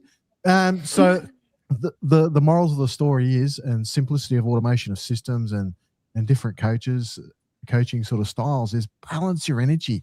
It starts from, okay, what identity do I have to move into to model this person, match, mirror, and model? Who do I have to become? Yes, there's conviction, there's passion, there's belief. There's also anchoredness in certainty as well. So my sort of framework is, who do I need to become to match that other person? Because if I come across too highly energetic and charismatic, I'm not going to catch the people. They're gone. They're down the paddock. They're gone. If I come across grounded, knowledgeable, that I know myself, I'm an expert, authority, and what I deliver, and not just modeling a textbook theorist, but actually a living, example of who I am and what I deliver, then that natural expertise is going to come across as an authority to build my influence and credibility to, Beautiful. close the sale and essentially build Amazing. that lifetime relationship and connection. Yeah, it was like you were like reading my mind, because honestly, that was not the question. How do you feel around this woman? But one of the things that you talk about is identity. And I relate to that a lot, because I was a corporate woman for like 23 years, and that was like my head. And then I went as an entrepreneur, and I was still kind of up. There was a friction from who I was and who I needed to become. And same thing from solopreneur to building my business. So tell us, Greg, a lot of people think it's like, oh, my strategy is wrong. Something is wrong with my strategy, when in fact, it could be the identity playing against you, right? So when it comes to growing your business, tell us a little bit about what people should be aware of that it may be a barrier from them to really the ability to scale up when it comes to identity. So when it comes to identity, so one big theme that I've been dropping in this whole summit today is based on identity. Is we're caught in the technician mode. Technician, how to do this, and then we get hooked on that, presuming we're building a business. And I know I'm in the franchising world. I mean, I deal with technicians all day long. Systems that create technicians rather than orchestras or architects within the rails of a system. Does that make sense? Yes. So when we talk about direct sales, we're following a system and a method. Yes, that works 100%. I do not challenge any system. Work within the guardrails, step into that person who I need to become, right? And offer that value add, simplify our systems, match and mirror our clients, prospects, our environment, and even culture. Shift from just more the technician, learn how to automate and scale those non-judgmental tasks so that we can spend more time equating to our 80% of our time as building our relational capital, because we're all in the business of building relationships, are we not? True. Absolutely. Yeah. Yeah. 80% of our business is relationship capital, whether we're on social media, whether we're out at BNI events or BX networking events. It's all energy, transactional energy in motion. Match and mirror energy, work out who I need to become. And yeah, it's been huge growth for me. As soon as I work that out, coming from someone who's always in their head, kinesthetic auditory, like, whoa, move away from the tech. Jack Cohen, the founder of Hungry Jack, showed me this. Is like, Craig, step away from the how-to. You're becoming just a duplicate of another copy of another copy. True. Teaching people simple how-to strategies that someone can jump on YouTube or Udemy, their favorite learning platform, and just learn. Move away from that into the why and the why not. It's like, who do I need to become? Yes. Yeah. Yes. Beautiful. Yeah. So I always say grow from the future, not from the past. Yeah. Yes. Who is this individual I need to step into to serve my client, my audience, my prospect? And like Grant Cardone, my coach, JT Fox, who's on the other side, has taught me a hell of a lot being able to do that. That confidence, that absolute certainty of conviction, of belief in who I serve and what I provide the world. Yes. Beautiful. Hope Beautiful. that answers your question. Yes, it did. In fact, it did. So again, everybody who's throwing insight after insight, I do appreciate you. We have about 5 minutes here, and I want all of you to think about the person who's watching right now, and perhaps they this is what they say: I tried it all and I still get no results, right? We have heard of that before. So think about, from your expertise and from where you are right now, what is one focus area that you say, hey, if you focus on this, I guarantee you're going to get some traction. So I'm going to start with Tracy, and then we'll go for about 5 minutes, just really quickly, to get your best insight there. Yeah. For me, you talk about influencers and who people follow, and, like we've talked about, Craig's got, JT Fox, I've got Grant, this and that. My thing is, don't follow everybody. You need to pick the one that resonates with you, and then get into that content. If it resonates with you, great. If it doesn't, look for someone else. When you start to look for multiple people who have a bit of a crossover, or it's a little bit contradictory with each other, it starts to confuse people. So they're doing all these different things that all these different people are advising them to do. And for me, what I find works for me and my clients is that we stick to one from a business side, one from a personal side, and then just sit in that for the moment and see how it works for you, and then adapt where you need to adapt. But if you're trying to follow all people for all things, then this is why people go around in circles. Yeah. Where were you 5 years ago when I started my business? Sorry? Where were you 5 years ago when I started my business? No, I got caught in that trap. My background's technology. Like I was on the team that built Westpac's online banking. I've been corporate like you. For many years, I worked in Germany on a €2 billion delivery of transformation and business change. So I suppose part of the coaching that we do, as well as sales, we have technology and all the other things. And, like Melanie said, with, having those processes and building that thing and building it up to what suits you for your finance and where you are at the moment, that's fine. And for me, don't try and get there all in one day. Rome wasn't right, Tracy. Beautiful. I need to go quickly because literally we have like 2 minutes left. But that was like amazing. Melanie, what about you? A quick thing that people, you focus on this, you're gonna get unlocked. Yeah, look, I think it's really about making sure that you focus on mirroring somebody who actually has what you want. There's a lot of hype out there. There's a lot of people that share a lot of things. And it's really, really important that you take advice from somebody that has the life that you want. And I think it's really, we get caught up in following and all the bro marketing and all the things that happen. But if you literally just watch and you watch really, really closely, you'll be able to pick out the authenticity throughout this really, really busy arena, and then go and follow that person that has what you want, because they're the ones that are going to have the exact blueprint for the lifestyle that you want to create. Yes, I like how you guys are building upon each of what Tracy was saying, and awesome. Craig, very quickly, what is one thing that you say, hey, focus on this, it will help you unlock?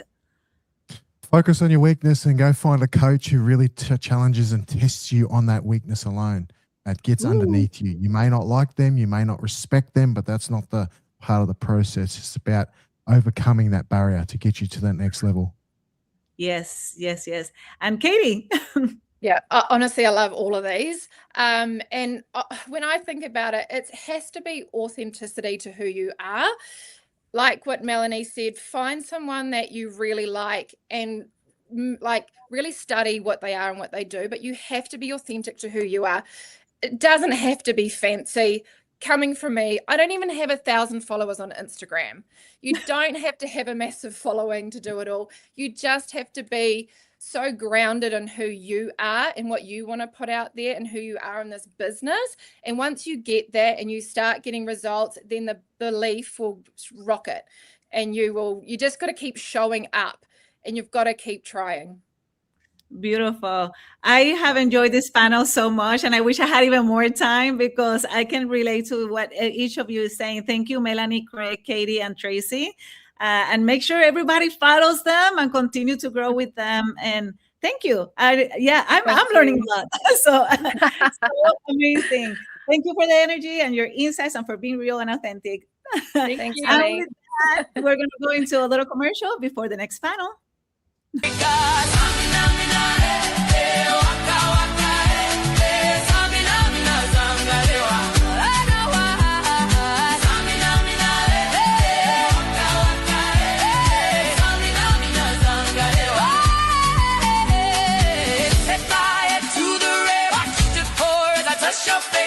It burned when I cried, 'cause I heard it screaming out your name, your name, when I lay with you.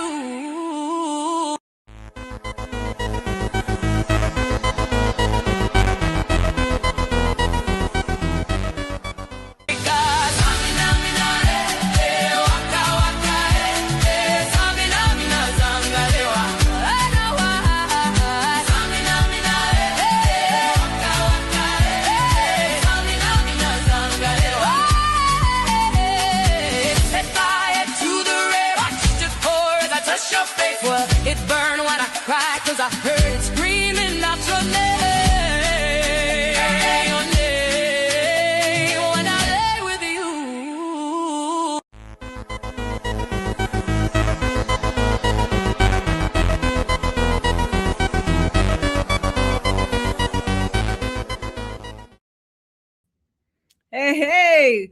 I'm telling you, I wish I had more time with this panel. It was so fantastic. And now I'm going to bring another panel. This panel really is going to talk about how to build a business in today's world. And we have from 3 different angles: AI, mindset, and how to show magnetically. I don't know if that's even a word, but how to be magnetic online. So welcome to the next panel. Welcome here. Yes. Hello, Carissa, Leo, Carmen. This is like a little family reunion because I know Carmen, I know Jen, which probably she's going to be joining very soon. And Carissa and Leo, nice meeting you. Hello. Awesome. Well, I want you to introduce each other. And then I'm going to flip the question that I did to the other panel. What is one thing in direct sales that used to work and it's not working so well right now? And what are you doing instead? So again, this is just to continue to show when it comes to share, when it comes to direct sales. So I'm going to start with our wonderful couple here at my right. And Carissa and Leo, you want to go and introduce yourself and answer that question? I will. Hello, Jenny. Thank you. My name is Carissa. And I'm Leo. And we are from Adelaide in South Australia. We've been in the online space for the past few years. And we are super excited for where this network marketing industry is going. Starting out earlier on, you said what used to work. Like what we found worked was, heavily product focused. Yes, we're sharing the products. The products are amazing. It doesn't work like that anymore. And this is what we're finding is that people want the actual transformation. They want to see how, the industry that you are promoting is actually changing your life. And what we're also finding too is the way you show up online is you hit the magic word like magnetic. People follow people now, and we are moving into a future where we are becoming our own brand.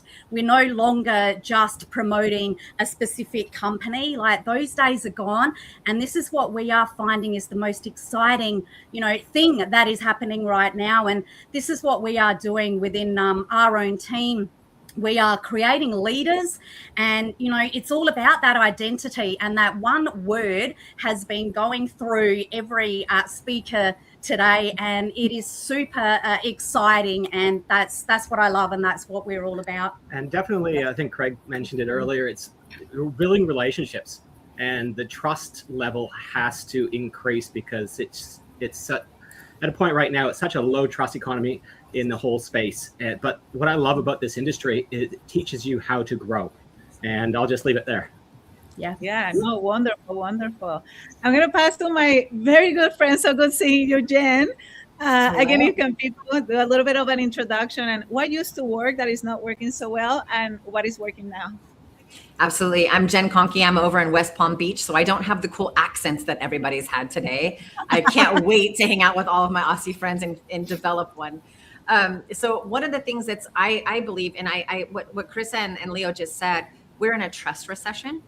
And what I've noticed is a lot of people need more personal connection. So what's not working is pressure tactics. What is working is open-ended questions, listening, really identifying what somebody's looking for, what problem they have, and how can you solve it through open-ended questions, guiding, and then prescriptive and offering sales as a service. That's what I've been seeing. And I think that it is very, very important to have a personal brand right now. And that's really the way to lean into this is personal brand, more video, more connection, because that trust recession, it's just snowballing with AI. They need to know that it's a real person.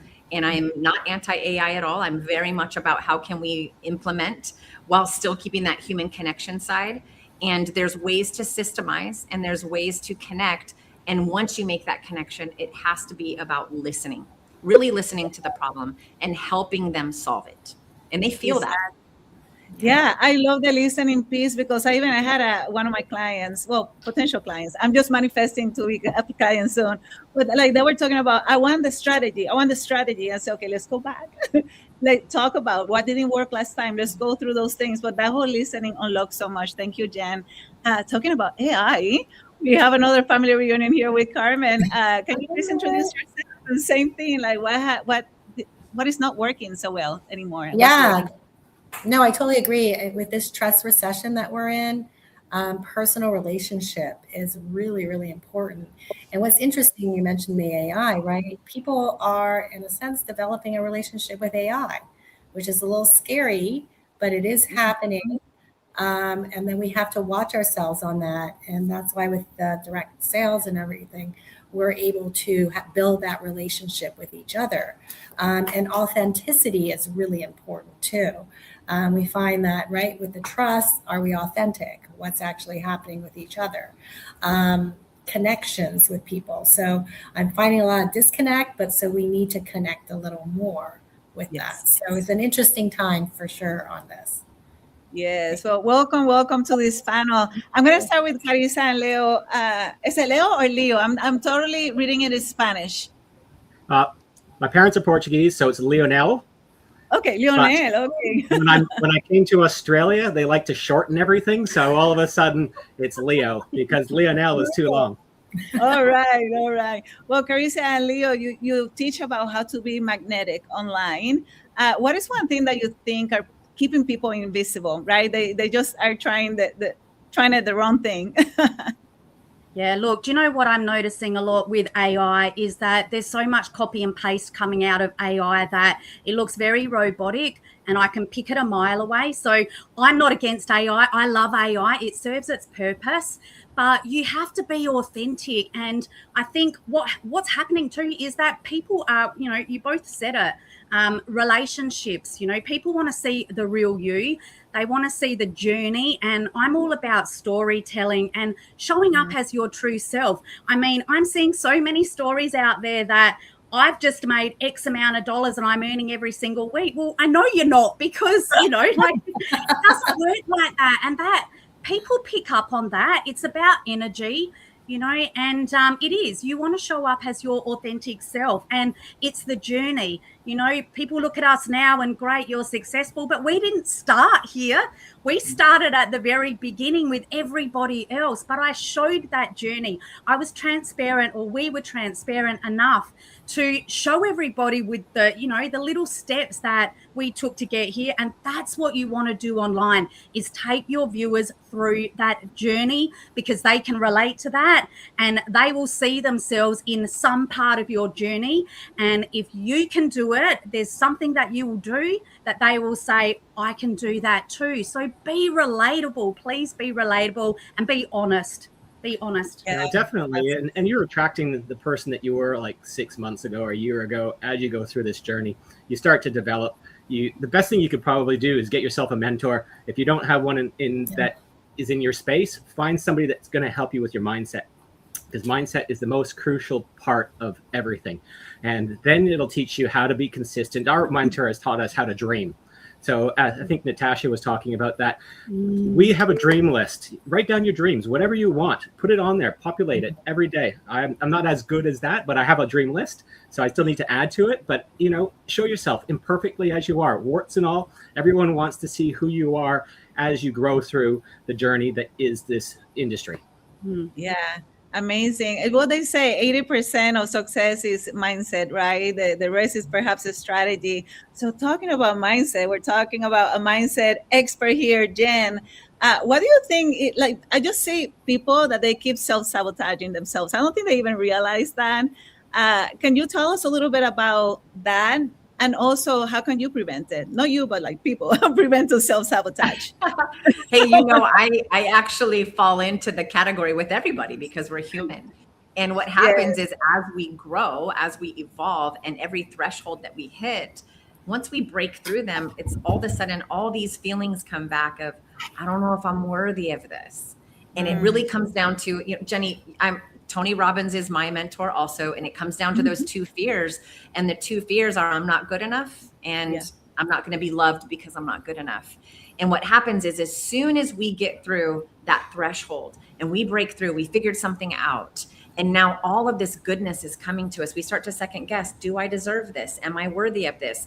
And then we start subconsciously behaving in a way to tear it apart, because we don't feel those feelings of worthiness. And I would say that one of the best ways to get through that is to really focus and sit back and think about, well, what is the evidence that actually says you're not worthy?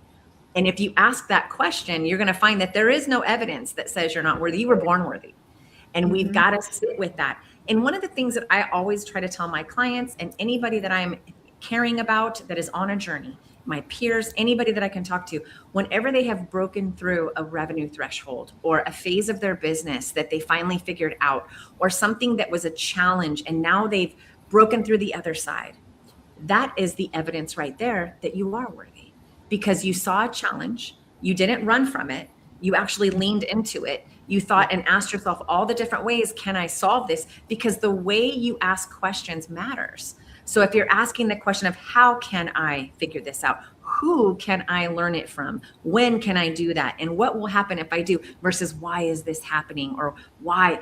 You start to expand as a CEO of your business in terms of the frequency of what you can hold. And the more you expand and the more you hold, the better you lead other people. And you just have to turn around every once in a while. And you have to look at what's the evidence that got me here, and what got me here means that I'm doing all right, right? So we have to give ourselves grace.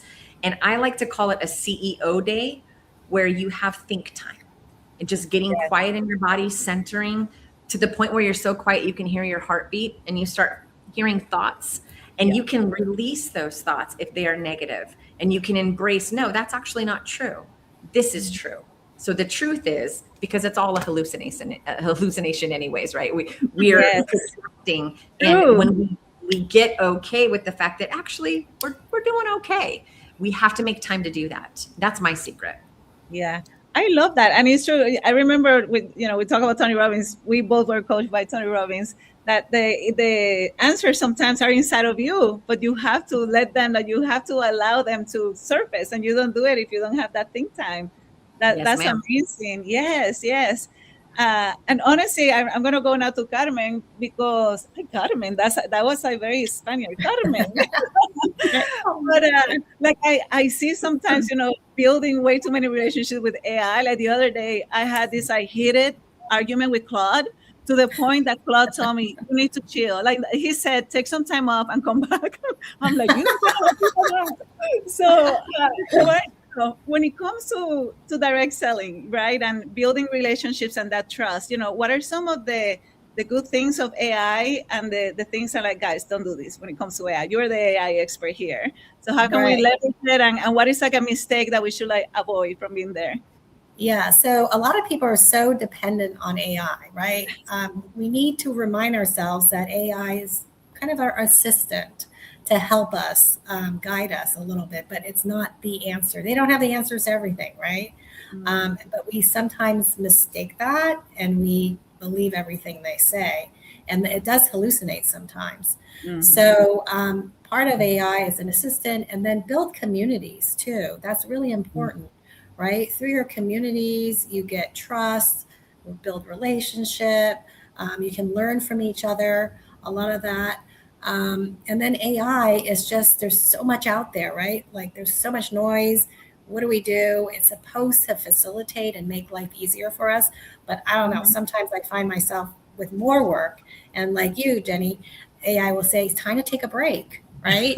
So it is important to take a break too, but it is kind of funny that it is coming from AI telling us to do that, right? You're thinking, wait a second, you're just, or maybe it's like time's up, right? So, but relationship building, community, trust are all the things, and trust in each other. And for AI, it's really an assistant, and that's what we have to be aware of. Do not, take every word for it. And one thing I always tell people is that, we lead with AI. We don't let AI lead us. So it's really important. Yes. Amazing. So in this whole, and I want each of you to answer the same question through your expertise, right? Either online or mindset or AI. I think one of the biggest challenges when it comes to direct selling, especially online, is the need to stand out, right? That need to stand out. And sometimes we do the opposite and we ended up diluting ourselves. But Carissa and Leo, what are some of the things, like maybe like one quick tactic, like people can take action today? If you want to stand out, this is the thing to do. Find your uniqueness. Don't copy what someone else is doing that is successful and think that morphing into that online is going to get you there, because it won't. Show up, warts and all. Trust me, people will love you for it. Be yourself. That is it. Yeah, just show your natural side, your human side, and people will connect with you. Whatever. Like I like doing water fasting, so I've been doing water fasting at the beginning of the month for 3 days. So the first Sunday night I'll have dinner, and then I won't eat until Wednesday night. It saves our family a lot of money too. Especially in today's economy. But I just completed a 10-day water fast, so I post about that. Wow. And that's my journey, and it's a journey about commitment and consistency to be able to have the mindset to say, I can do 10 days on water. And he's found his tribe by doing that. All these people are coming out of, the woodworks, commenting, and now it's building his online followers and presence. I'm here to serve. And that's what you need to do is we are building a community that loves and trusts us. Yes. And we're here to support them. We're here to give them the tools so that, as I think Jim Rohn said, I'll take care of me so you won't have to. Okay. So we want to give you the tools so that you can fish and learn how to fish, so that we don't just give you a meal. So we want to give you the tools, provide you the tools, give you the platform, give you everything that you need. And that's what we're here for, to serve. Yeah. Oh, that's amazing. So you do water fasting. I'm dancing. So I'm like, I used to love to dance, and I thought that was separate from motivating. I'm like, now I'm dancing and motivating at the same time. So let's do it.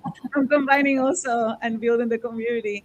Jen, what about you? Like from a mindset perspective, right? That need to stand out. Like what's the best advice you can have that for people watching now? You have to decide. You have to make a stand on what you stand for and what you stand against. And you have to have the courage and the conviction to be polarizing. By doing that, what you do is you attract the people that you're meant to serve, and you repel the people that probably aren't a fit anyways. But a lot of people in the mind think, it's not okay to be polarizing like that. I don't want to ruffle any feathers. You need to ruffle feathers. You need to be strong in your certainty that that's exactly what's going to attract the people that you are going to help the most. The people that are going to be like, oh my gosh, that's me. And everybody who else is, that's not me. That's fine. Let them keep scrolling.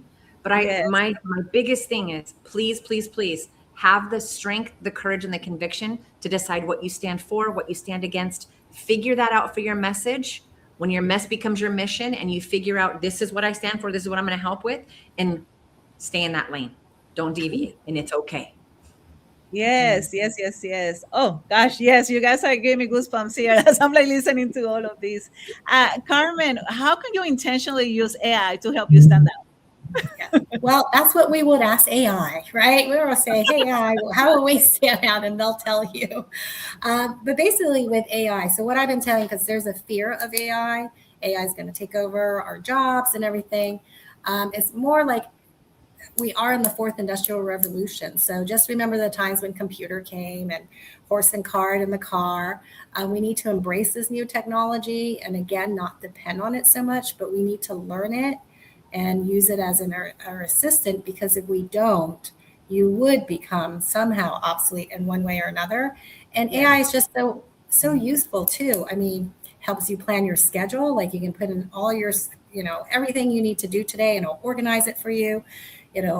Say there's time for dancing, for yoga, for meditation. It'll put it all in, your groceries, recipes, like all these other things that are really helpful in your life.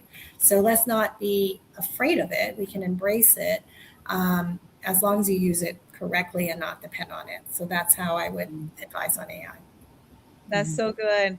I got inspired by the couple, and I know Jen and her spouse and Carmen. So I'm going to ask a question that is not really correlated to direct selling, but it's about the importance of a strong partnership when growing a business. And then Carmen, especially in the AI, I'm going to start with you, Carmen. In AI, again, people are so dependent and sometimes lonely and like losing that community. So what would you tell people? Like, how important is community when it comes to growing business? Yeah, it is really important, especially in direct sales or anywhere, even in personal relationships, right? Because relationship building is so important. You learn from each other. AI is just factual, really. It's just full of data. But what is your personal relationship with other people is really more important, and it builds that community. And some people build community on AI too. You do have online community support. things like that. But it is important to keep in mind the human aspect and realize that AI is not human as well. True. Yes, that's awesome. Okay, so Carissa, Leo, and Jen, tell me the good, the bad, and the ugly of growing a business with your partner. Like the what people think, oh, the IG live versus hashtag real life, right? Especially for the people who are watching and they're also growing a business with their partner. So I'll start with you, Jen, and then I'll pass the mic to Carissa and Leo. I will tell you, it is not for everyone. I'm just going to start with that. Okay. I love my wife. And when we work together, we're very passionate about what we want to do in the world. And we show up together, but we don't think the same. We also don't communicate the same. I am an inferential communicator and she is a literal communicator. So oftentimes, 9 times out of 10, we're saying the exact same thing, but different. And we have to have our chief of operations explain, hey, ladies, just so you know, you're not really having a fight here. You're saying the same thing. Because our communication styles are different. And one thing that I noticed is we usually always have the best interest of our people, right? Our community, the people that we serve. We are always aligned on that. And anytime we're not aligned on something, and I feel like I need to convince her of something, I always go to data because I know that's her love language. I go to data. I give the rational reason on why we probably need to do this to get her commitment.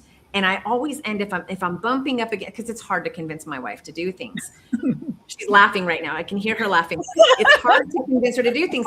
So my one question that I ask in order to nudge her over that works a lot for a lot of couples that I've done this with and I've helped, ask the question of what needs to happen for you to love this idea? Oh. And every time I ask her that question, she'll tell me the exact equation on how to solve this and the clarity that she needs. So then I go figure it out and then we'll do it. And so then she flipped the script and started doing that on me, right? So, but it works. It works. And we actually, sometimes the struggle is real when you're so passionate and together you want to do and change the world and do all the things together that sometimes it's hard to not be focused on work. So we have to be very intentional with making sure we go on a date every week, making sure our daughter, the other day, we were on a date. She's working and she was waiting our table and we were both on our phone and she walked up and said, wait, I thought this was a date. And we put our phones away. Oh, right. Because we get passionate, but our children give us feedback. So we do have to walk that line. In full disclosure, full transparency, we're so passionate about what we do and we're equally law of inertia, object in motion stays in motion, that we've got to make sure we make time to connect and stay connected. Yeah. You tell your daughter well. I love that. It's so funny how our kids learn so fast. The other day I was losing my patience with my daughter and she said, don't you say you're responsible for the energy you bring into this home every day? And I'm okay, yeah, you're right. They're listening, right? They're listening. Yes, they are. Oh, that was awesome. I'm gonna steal your question. I'm gonna use it on Brad. All right. You should. So Carissa and Leo, what about you, lovely couple? Well, you know what, Jen, your story is so relatable. We have 3 children. And just last night, my son said to me, Mom, we miss you. We miss you being our parents. You're always on your phone. And that was a big wake-up call to me because I thought, you know what, sometimes we get so engrossed in what we're doing that we actually forget that there is a life outside of the online space, right? So we did. We intentionally sat down last night and said, everyone's putting their rosters, my kids work now and everything, on the calendar. We're going to have one night a week where we put our phones down. The computer is locked and it is, quality time. So, that being said, though, I wouldn't have it any other way than working with this guy because we all get the wobbles, right? And I put my hand up. I'm the first to admit that if something doesn't work the way I want, I can kick up a bit of a stink. But he grounds me every single time and he shows me the other side of, my problem. And we work together like it's incredible. And I don't know about most of you, but I do know that sometimes in this industry, it can be quite lonely. If you've got friends and family that don't understand what it's like to be an entrepreneur and run an online business, you know, they're stuck in that 9-to-5 mindset, you know, do everything as you're told, blah, blah, blah. It can be quite lonely. So to have a partner that is in the same industry and gets it, like, it's so refreshing.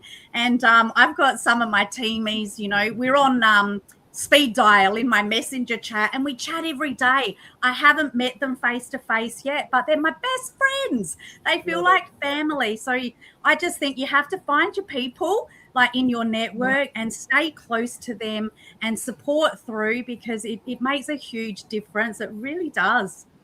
No, it does. It's fun to work in this space with your spouse. But it does sometimes become overwhelming at times because she's a bundle of energy and I sort of try to direct it, or I'm sort of like the keel and just stabilize the waves and the wind and whatnot. So, and it is the fire, you know, so she's so passionate, and it's great because she's got the creative side. I've got the analytical side. And I love that about us, because she'll present it one way and I'll go, oh, okay, no, how about that? Or vice versa. And then sometimes I just give her enough space to go around and then come to a decision. And then I'll see that what he said was probably the right decision Sometimes. anyway, but I had to get there. But she has to get there on her own. So I can't tell her. So I'm just like, here, go this way. And no, okay, you know what? 2 lefts will get, or 4 lefts will get you back to the same spot, sort of thing. You know, but it's so much fun. But our kids are grounding us as well, making sure that it's like you're so much time on your phone. It's like when we do sit down and watch a movie, you can still see the glow in the background. It's like, you guys are on your phone again, and it's like, down it goes. Oh, that's amazing. I really want to appreciate everybody here for being so real, because that's what you get the most value out of these panels. We literally have like 1.5 minutes. If you can think about and just say the advice, you don't have to share more like context, but what's the best advice you have given that it still holds today? And Carmen, I'm going to start with you. Yeah, I would say stay authentic. You know, with everything Beautiful. that's going around you, just be true to yourself. Stay authentic. Remember, AI is your friend. Not really, don't depend on everything it says. And build relationships. You know, don't isolate yourself. Awesome. Carissa and Leo. I would like to say, decide first thing in the morning when you wake up what your attitude is going to be for the day, because that is going to set the tone for everything. Attitude first. Love it. Dream big, dream again. You know, get rid of the indoctrination that we've gone through in the schools and even from our parents and friends and things like that. Break those shackles, because you can accomplish anything that you set your mind to. 2 years ago, I don't think I would have done a 10-day water fast. Now, when I set my mind to it, 2 weeks ago, it was just like, boom, I didn't even think about it. Yeah, awesome. Unstoppable now. I'm sure that's the feeling. And Jen, let's close it with you.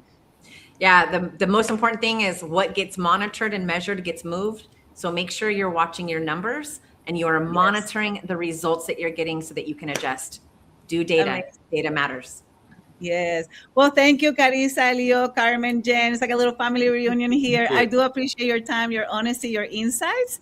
And thank you. And everybody, write your notes, make sure you follow them and support them and grow with them. All right. And with that, we're going to go into a commercial before our next guest. Thank you. Gracias. Bye.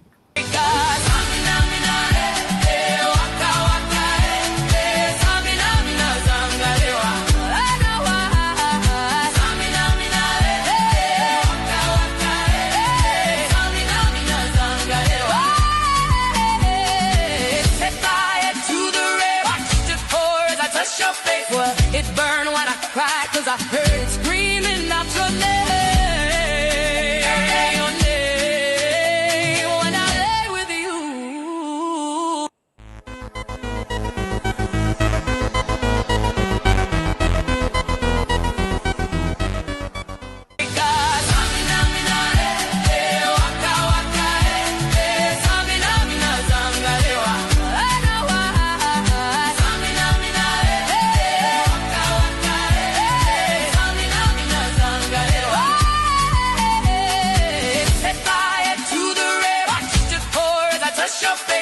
It burned when I cried, 'cause I heard it screaming out your name.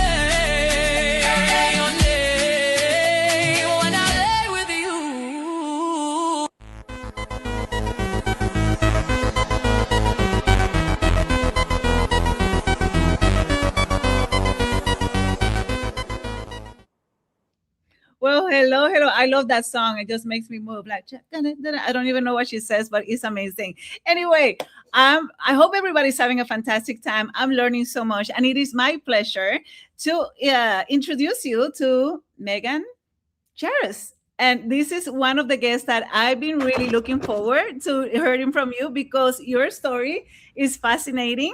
Megan has operated at the highest levels in sports, like work with global famous artists. She has built her own 7-figure company. What you have not done, Megan? Tell us your story because I really want you to tell it so people can get to know how amazing your journey has been.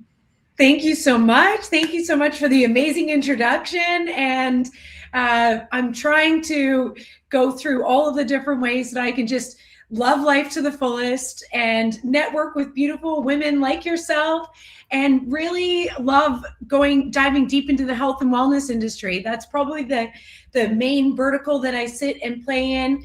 I do recovery and health and wellness backstage for some of the greatest artists of all time while they're on tour throughout Australia and New Zealand. I get to work with Olympic athletes, and I have gyms across Australia and New Zealand. And you can probably tell from my accent, I'm not from Australia. I'm from Canada. Are you over in America at the moment? I'm in the United States. I'm from Puerto Rico, but I'm in the United States. Yes, yeah, beautiful. Where do you live in the U.S.? Indiana. Indiana, amazing. Yes. I love Indiana. So I BMX'd in Indiana. I was a BMX racer growing up, 3rd best in the world.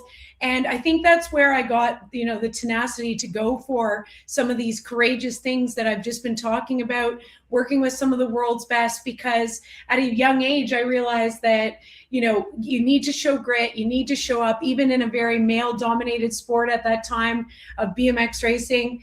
I had to push through and become a female that led the way, actually, and beat the guys by so much just to get seen. And I've used that in my own personal business. And I'm sure we'll get into some of that today of how to make change, how to become a change maker like yourself. But it's just such a pleasure to be here. I'm an open book. I'd love to dive deep, get authentic, get real, and give you guys as much value as I can in 20 minutes. Yeah. What is the percentage of women that are like BMX, like in that sport right now? Well, it's increased since we went to the Olympics. Let's put it that way. But back when I was BMX racing, we were like 5%. And now we're up to 30 or 40%. Lots of women are getting into the sport. It's a beautiful community. It's high intensity. It is, you need to have that fear factor where you can just jump off huge jumps and go for it. But if you enjoy things that give you a thrill and really push you, BMX is an amazing sport for that. Wow. So you being a BMX racer at the top of your game. Okay, let's just don't forget that. And then an Ninja Warrior as well. Is that right? Yes. Australian Ninja Warrior, the first Canadian Australian Ninja Warrior, because we don't have in America. You guys have Ninja Warrior. I've trained with some guys in the US, but we don't have a Canadian Ninja Warrior. So I had to get on the Australian show and make a few seasons over here. I was on season 1 and then continued. And I love pushing the limits. I wanted to get into something new and exciting, and I'm agile. I do a lot of elite sports. So Ninja Warrior seemed like a good one to try. Amazing. Okay, so it's just so much to unlock here. BMX racer, the Ninja Warrior, I believe you have done some stunt work as well. So when the stakes are that high, I want to learn 2 things from you. What really what preparation looks like, and then when the cameras are on you and the pressure is on, what's really happening here in Mega's brain. So let's talk about preparation first, and then we can talk about what's happening here when you are actually on. Oof, I love this question. Thank you. Thanks, Jenny. And the first thing I want everyone to know is that no matter how good you are, no matter if you are at the top of your game, you're always going to feel this level of what feels like heaviness, or it could come across as fear. But the same emotions come up both when we have fear and excitement. It's the exact same dopamine, cortisol hits, and it's just the label that we put on it in our own minds that we're really moving through it. So if we go, oh, I'm fearful of this, or I'm excited for this. Keep reminding ourselves. So even just getting on the show today, I love what you do. I've been watching you for a while. So I like to get my breath work down and just get ready, sink in, and don't ever be afraid of, really pushing yourself to do things that stretch yourself. To get ready for that, use your breath. I like to use some priming breaths. I'd love to take you through them right now, if that's okay. Yes, please. Let's go. Yes. Okay. So I just do 10 priming breaths. So I bring up my hands like this.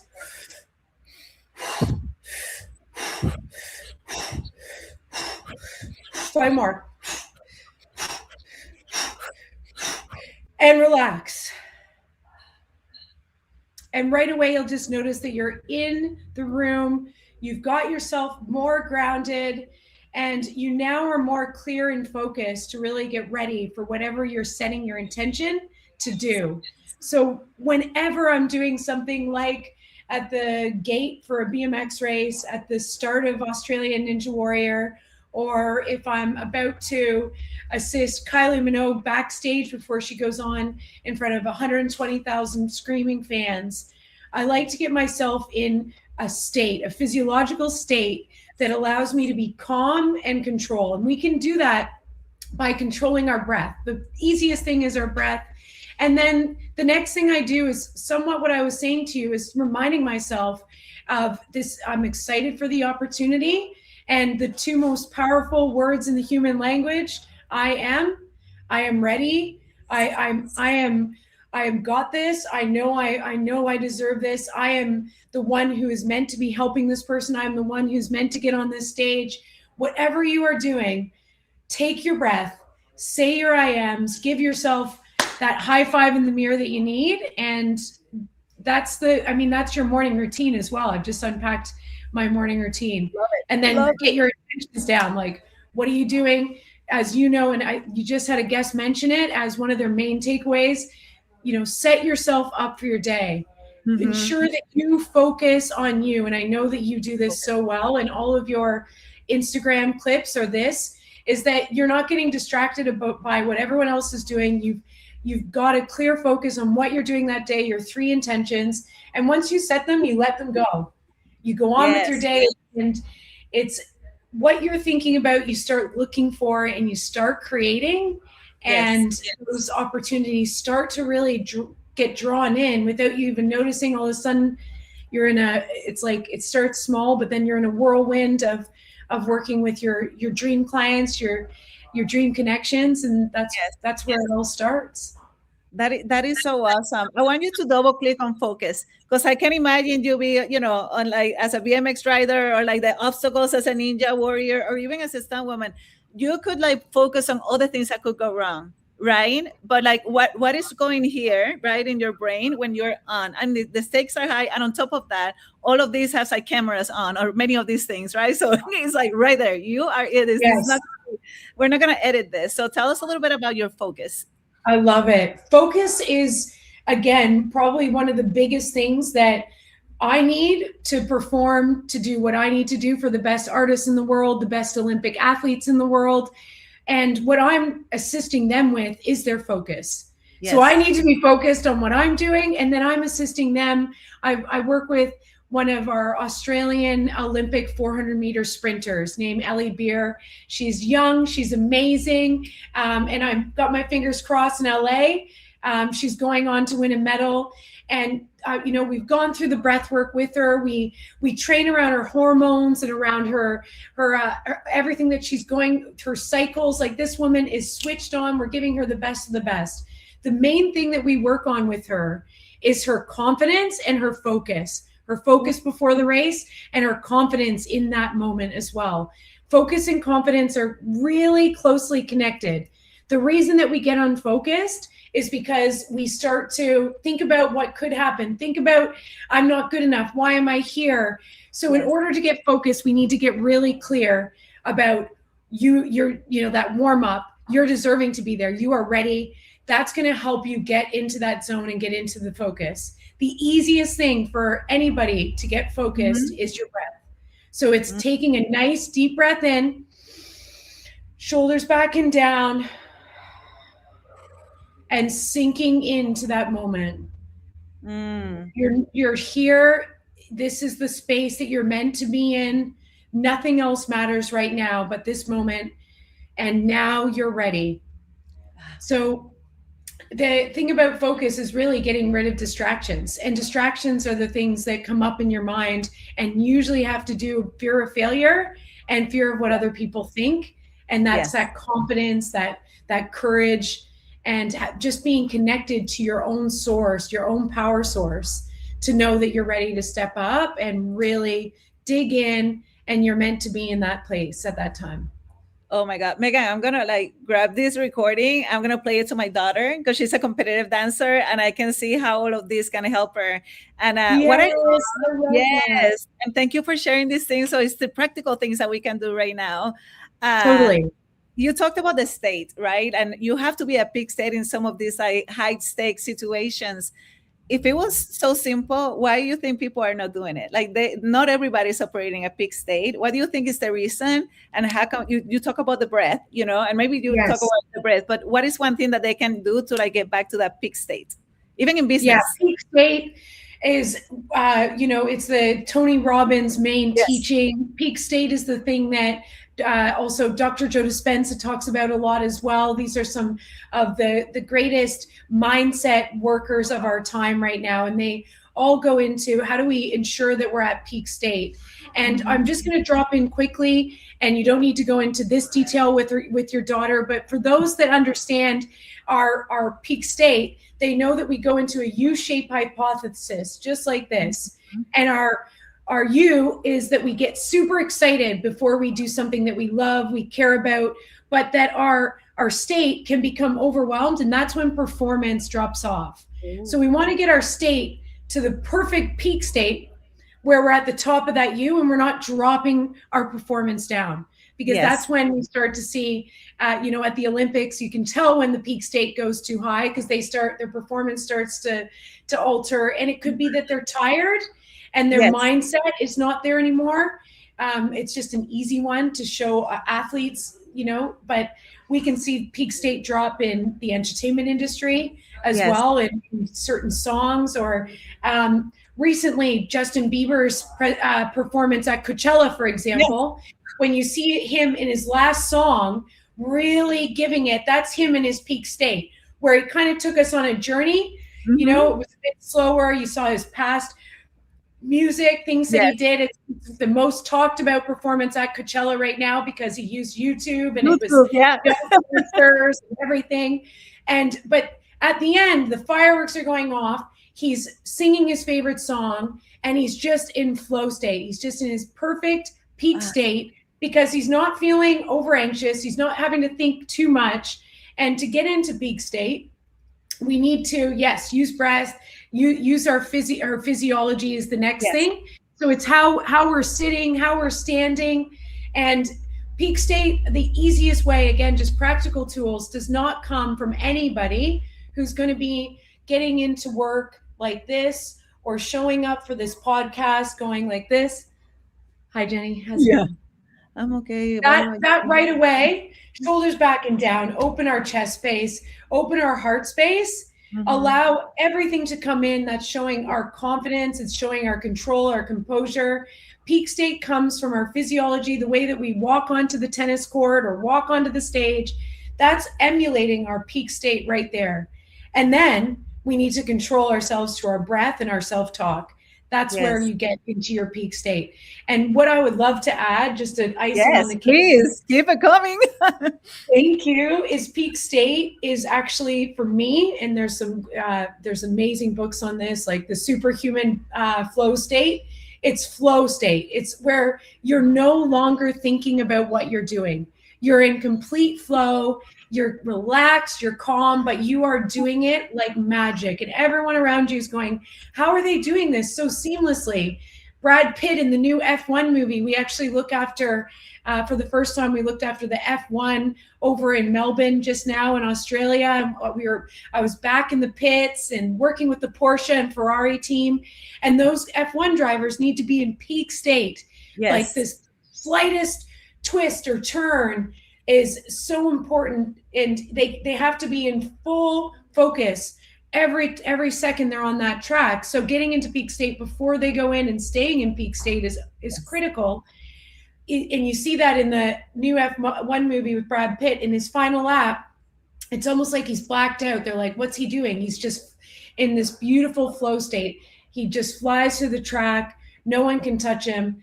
That's the ultimate state that you want to be in, which is this beautiful flow state where you're not having to think about it anymore, and you're just flying. I love it. And you feel it right now. I feel like today has been just at flow the whole time. And just even listening to you it's just easy, right? The conversation is easy and it flows. It's a beautiful thing. And I know you've been talking about these concepts from like an sports or being an athlete or in entertainment, but it's the same thing applies as a business owner. And you build your business from like one location to multiple locations. I'm sure that didn't happen by magic. So I'm going to like switch a little bit into like the business side. How were you able to scale your business to a 7-figure business? Yeah. Okay. Great question. And all of it is relevant. I mean, going back to how you set up your day, how you get into flow state, and then how you scale a business. In particular, I'll focus on my niche, which is the health and fitness business. Right now, we're really shifting into a wellness business. As you've probably seen in the US, you're getting gyms that don't just have equipment. Now they've got infrared saunas, ice baths. It's the full recovery suite. This is where we're headed. It's no longer just it's just not fitness. It's now wellness, which is so beautiful.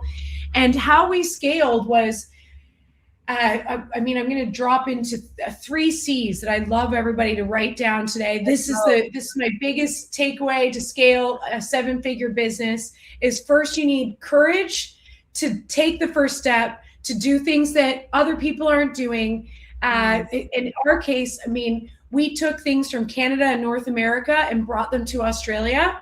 If you're able to scale or bring things from different countries, that really assists you in your growth phase at the beginning phase before you get over that million mark, because you're actually bringing in new elements that no one else has.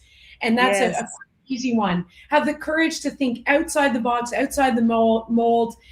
We went into corporate wellness, which not many people were doing before COVID, about a decade ago. And it just blew up because no one was thinking corporate wellness. Everyone was just thinking, own a gym, run. Like, I mean, all my friends that own gyms, they run themselves into the ground. They're at their gyms all the time. My gyms manage themselves. It's hands off. It's a beautiful thing. It's just a different lifestyle. I saw what everyone in my industry was doing. So when they went left, I went right. So have the courage to think differently than your competitors. So that's the first one, courage. Take the first step, take the leap, do something different. The next one is the second C is confidence. And it's got to be confidence in how you speak to your customers, how you speak to your network, and have the confidence to email out that list to your old high school or university flatmates that you've got a new business. Email the people that it made you feel uncomfortable telling them that you've got a new business. Have the confidence to put yourself out there. Let go of what other people are thinking. What is holding you back? Like right now, I really want you to think, who are you worried about of what they think about you?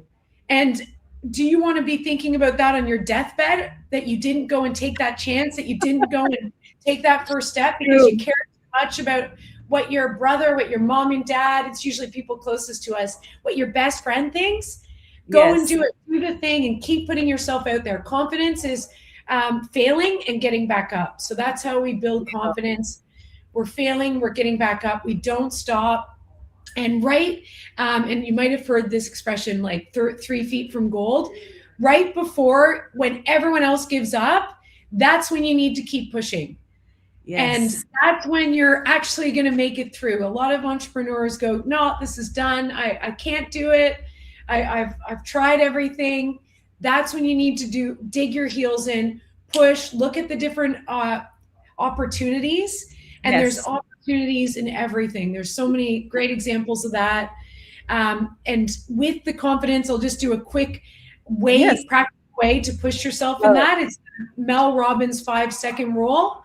And it's switching your brain from fear of failure, fear of what's everyone else is thinking, and you're literally going to go 5, 4, 3, 2, 1 and take action right then, because you're moving yourself into your frontal lobe, your numeric lobe. It's not the lobe that's thinking about, oh, what happens after I send this email, what happens. It's 5, 4, 3, 2, 1. Pick up the phone, do the most difficult phone calls at the beginning of the day, and call the CEOs at 7 a.m. A lot of people go, oh, I start my day at 8 or 9.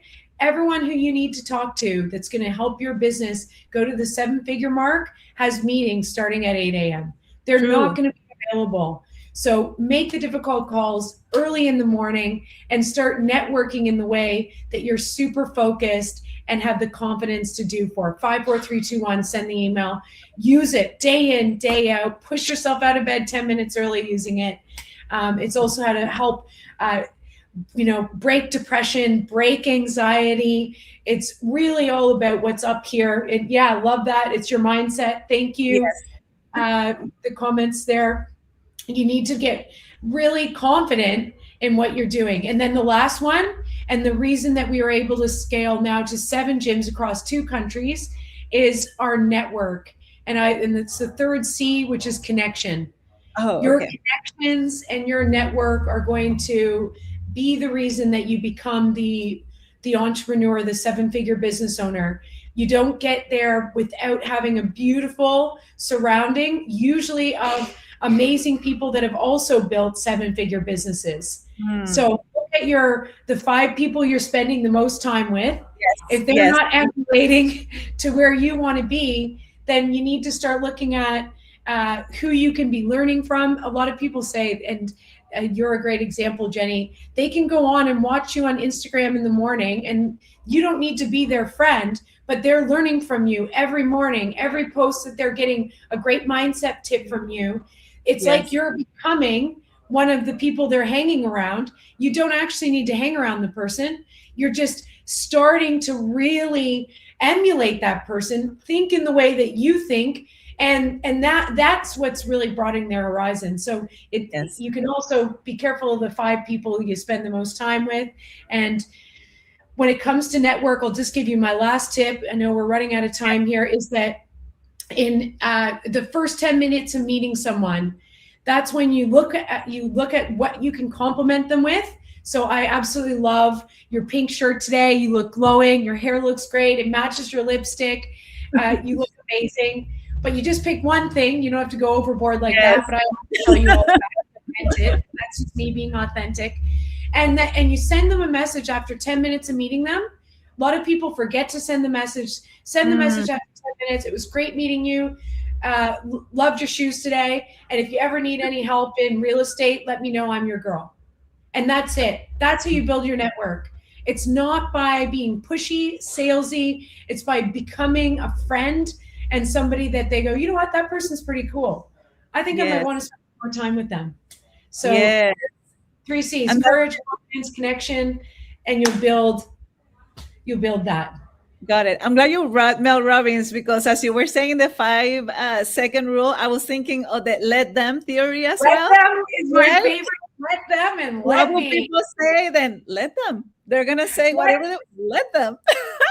I feel like you do that all the time, actually. On your social media. That is one of the main teachings I've taken from you, without saying let them. But I mean, the big thing with let them, and if you haven't read the book yet, you guys should, is that then you need to let yourself go and do the thing, and let go of what they're doing, and then let me go and do the thing that I need to do. And don't get hung up on the little stuff, because it's only going to bring you down. Keep plowing through, and let them is such a great one. That goes into the not caring what other people think, and really pushing yourself out there and grow and expand and have no fear to do so. Stop holding yourself back. Now's the time. Oh my gosh, Megan, you and I can talk forever. I absolutely loving this conversation. I'm gonna go a little bit longer here because I really am I'm dying to ask you this question, because as an athlete, right, especially with everything you have done, sometimes you're on the whole time. When you are owning, especially a big business like the one you're on all the time, you know, we hear things about big state and push and da da da. How important is recovery? Oh, thank you. I mean, let's go for recovery. I'll start with my number one recovery tool, because I feel like there's so much out there right now. Everyone always gets convoluted and there's so much congestion of what should I be using? What's the best way to recover? And my favorite recovery tool, it's the number one thing that is science backed for over a century, and that is infrared. So a portable infrared device. You could be in an infrared sauna, fantastic. But if you can't go out and get a 5 to 10K infrared sauna, you use a portable infrared device on your body. No matter where you put it, it actually goes through your whole body. Or you can get an infrared panel that just sits on your desk anywhere. It helps with ATP rebuilding. It helps with recovery of muscle aches, soreness, and injury and rehabilitation. My background is exercise physiology. If somebody's coming back from a bad back, an ACL, MCL injury, you can put this on immediately.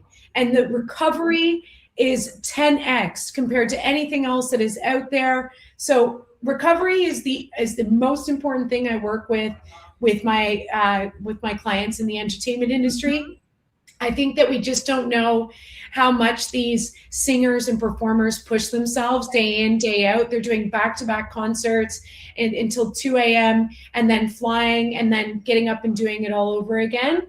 And they're amazing athletes in their own right. And the industry has shifted from drugs and alcohol to recovery and nice clean juices. So we've been seeing an ice baths and things like that. So we've been seeing this shift, and we knew it was coming. So that's why we really started pushing that we wanted to be leading the way in Australia and New Zealand in this.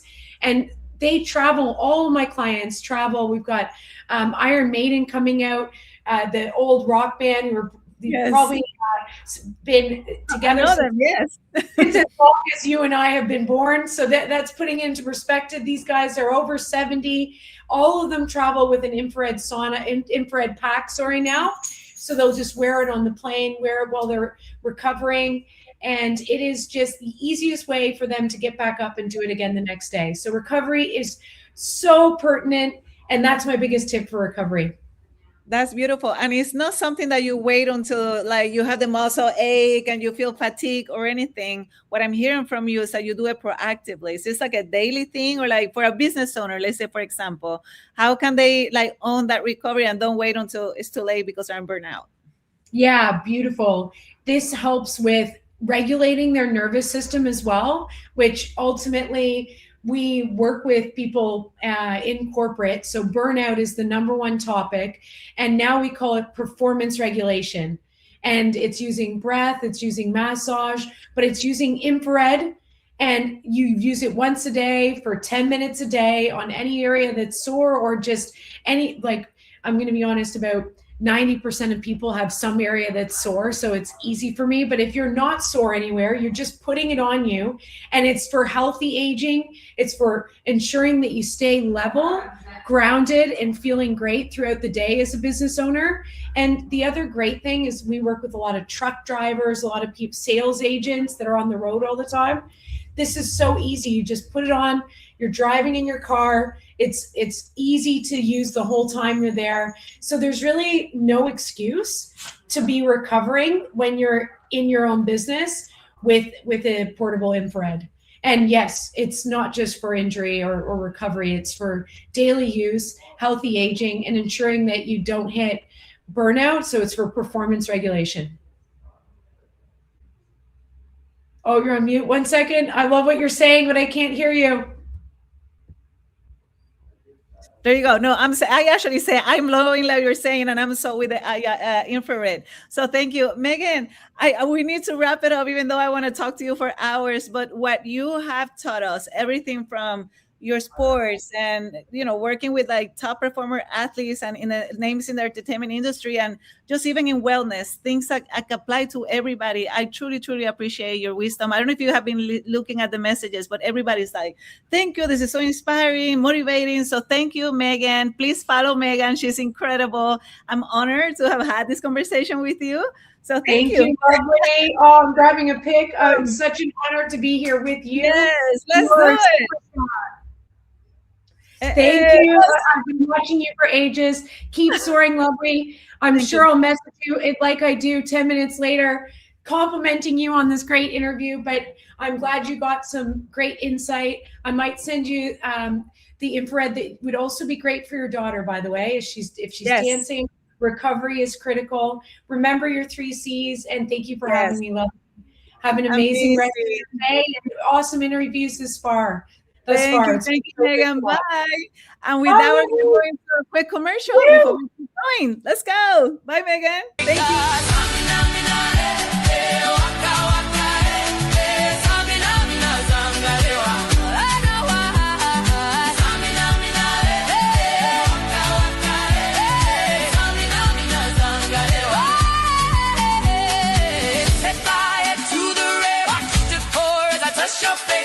It burned when I cried, 'cause I heard it screaming out your name,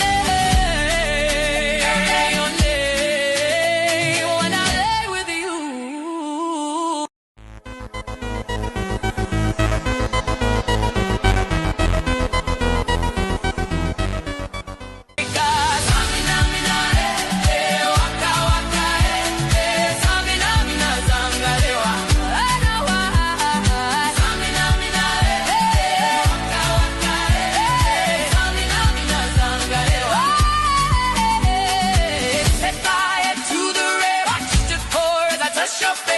It burned when I cried, 'cause I heard it screaming out your name, when I lay with you.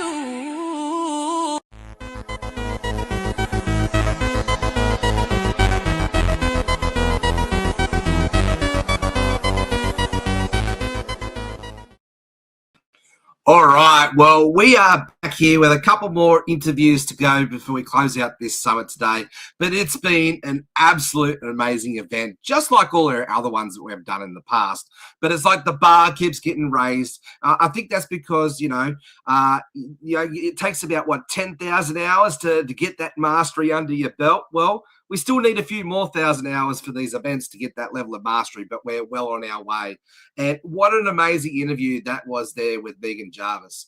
And talk about those tips for recovery. I think that was a valuable and super, really awesome interview there. That's one that you're going to have to go back and watch for sure. All right, we're going to bring up our next couple of guests here.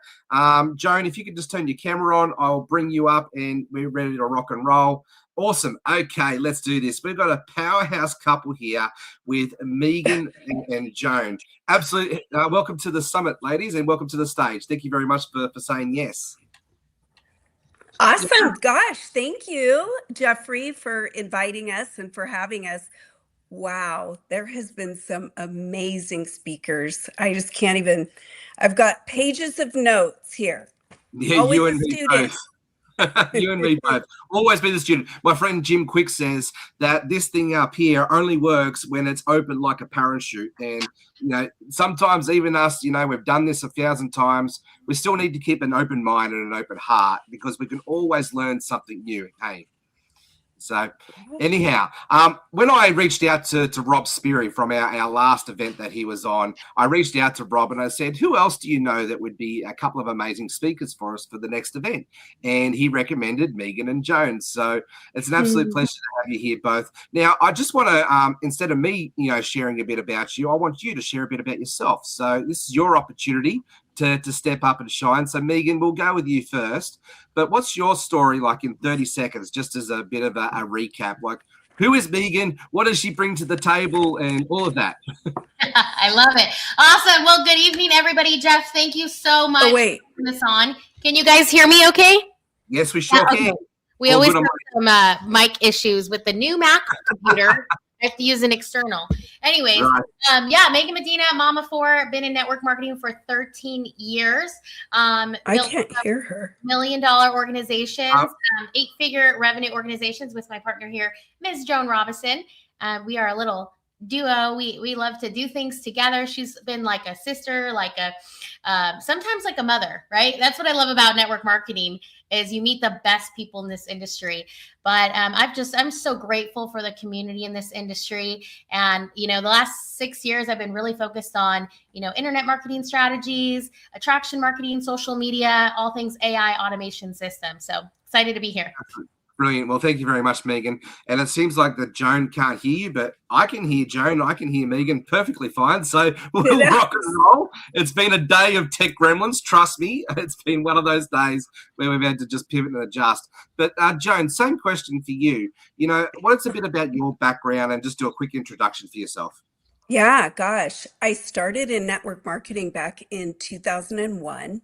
And it all started through me actually working as an executive at Nordstrom, coming home one day on the ferry thinking there's got to be more. I really wanted to be a stay-at-home mom, but I was a single mom at the time and it just really didn't seem possible. And wouldn't you know, I just made a list and I didn't know anything. I just felt like I was writing to God, like, this is what I'd like my life to look like. Could it be possible? And I remember as the ferry reached the dock, I went, fat chance that's going to happen. And 2 weeks later, I had my invitation to network marketing, and that's been, 25 years ago. So since then, I've built in the field, worked at corporate, consulted, and have a coaching practice. And Megan and I have a brand together as well. So, yeah. I absolutely love this industry and the stories and the dreams that it can come and make reality. I've been in this game since 2009 myself, and I've done both field and corporate as well. And that's an amazing experience. But one of the things that we master in this game is you've heard it said before, like this is a personal development journey, but with a paycheck if you do it right. And so this whole summit has been focused around, mindset, attitude, leadership at the end of the day to help empower and equip our field. Like it's an agnostic event. It's about helping to unify the industry.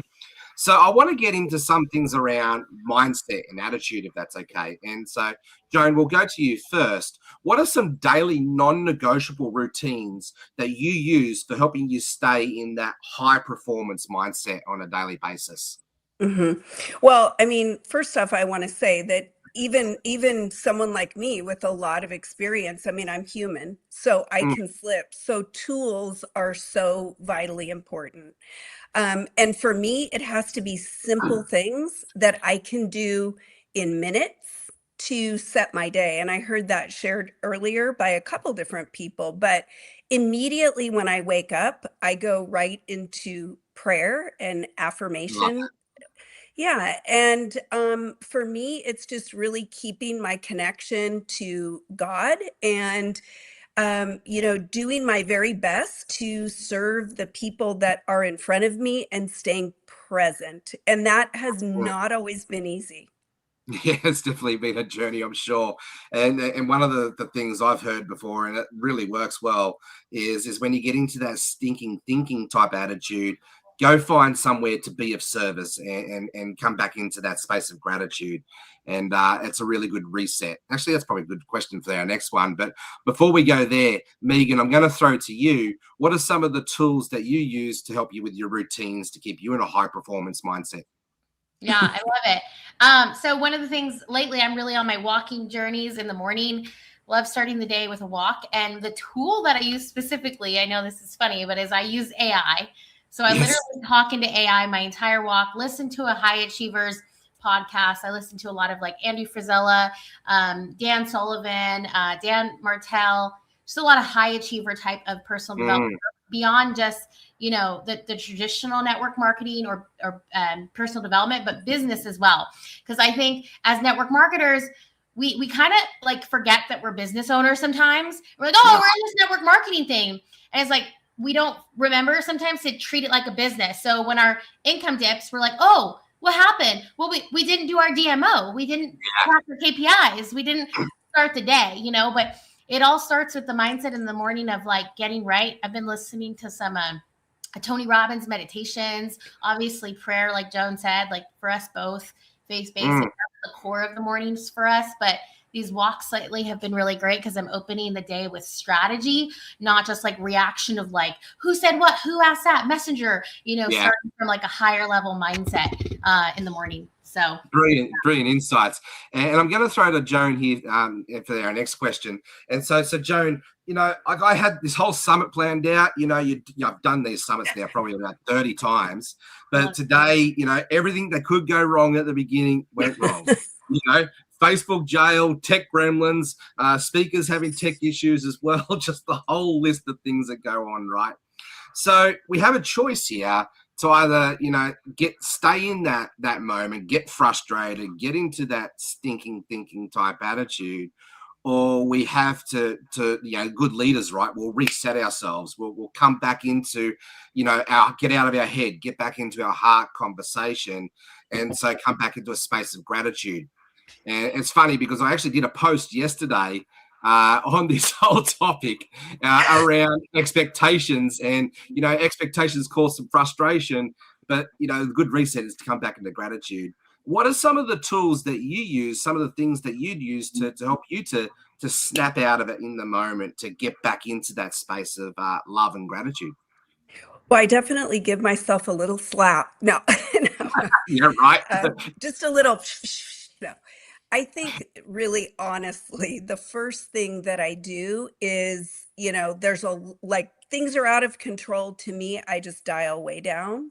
And I like to reset my nervous system, which is taking in like 3 deep breaths and reminding myself why I'm here, that there's people out there that are depending on this event or this, you know, whatever it is, presentation, you know, possibly people that really need to hear what the speakers and the people are offering here.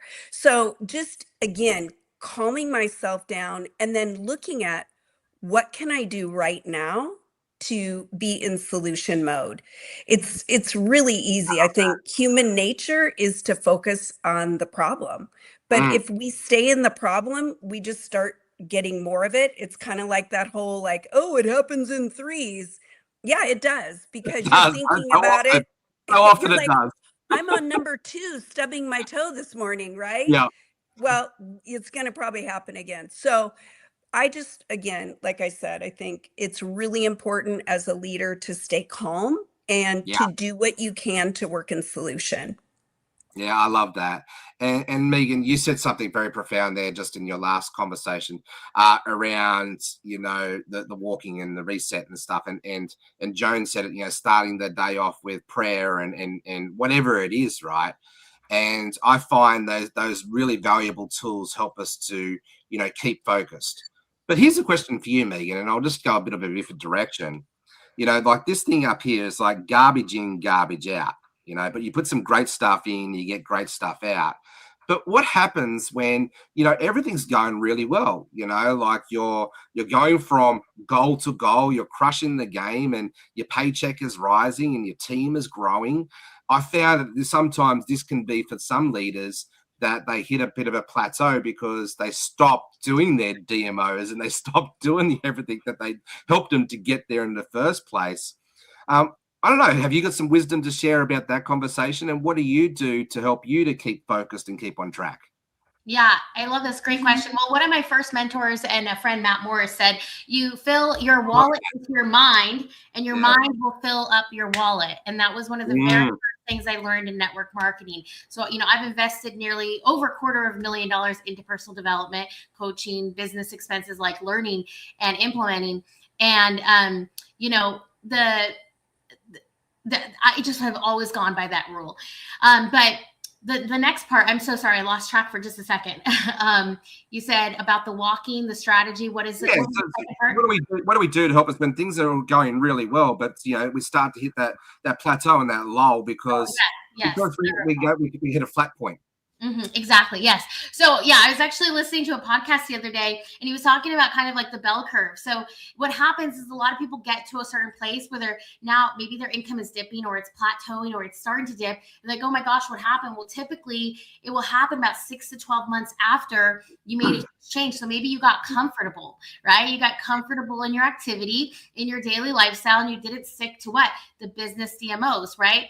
And so, or you didn't build the infrastructure and the systems, right? Like we're really big on systems. So, we have virtual assistants that run our team calendar, our team automations, our team onboarding. We send texts, we have our KPIs and recognition delivered to us. So like thinking like a strategic business owner so that our time can be focused on high quality relationships, because it's the key of this business, loving on our team, and enjoying life, yes, but keeping focused on the strong IPs and knowing when to bring in the team members and the staff to support the infrastructure. But a lot of times, yeah, we get in those like, oh, okay, maybe I don't have to. Many people can build this really big once. Few people can build it big 2 or 3 times. And I mean, you're looking at Joan, like I'm grateful for the success I've had, but Joan has done it 4 times. Had companies close their doors twice, not once, but twice. I mean, it's crazy. And that's why she's been mentoring me for 10 years. I'm super grateful for that. Thankfully, after 4 years of struggle, I got lucky and God just threw in my lap. And now she can't get rid of me. She trusts me. She's tried. But making sure that you stick to that and have those, like Rob says, the minimums, right? You have your minimums, you have your blitz action, then you've got your non-negotiables or whatever he calls the middle one. But what are the minimums, even on the days like, I don't want to do anything, but what can I do more reach out? Can I build one new connection? What's the bare ass minimum for sure? I love all of that. That's a masterclass just itself in that last sort of couple of minutes. So appreciate you. Joan, I'm going to throw it back to you there, in that space. And I want to talk around attitude actually, because some of the things I've seen both of you show up online and the things that you're doing with Rob and all that as well, indirect selling. I want to talk to this conversation. Rejection it's a constant, right? It's a nature part of the beast. So how do you train your team and yourself, really, your attitude not to take rejection personally? Yeah, well, if somebody, first off, I mean, I want to say it's a really good question, because I think there isn't a person that has done any kind of sales that hasn't felt maybe that feeling of being rejected, which means I'm inwardly focused on me. Yeah. So what I think first, and Megan and I both do this, and I think we do it really well because we've had a lot of practice, is we always like to train our team members. Here's what to do. Here's why it's important to your business, and here's how to do it. And I might not have said it in the right order, but it's got to be, you're selling your team members as well on a training system or a style of delivering the information. They also need to know, well, why is this important? Well, because if you don't do it, you're not going to have any sales.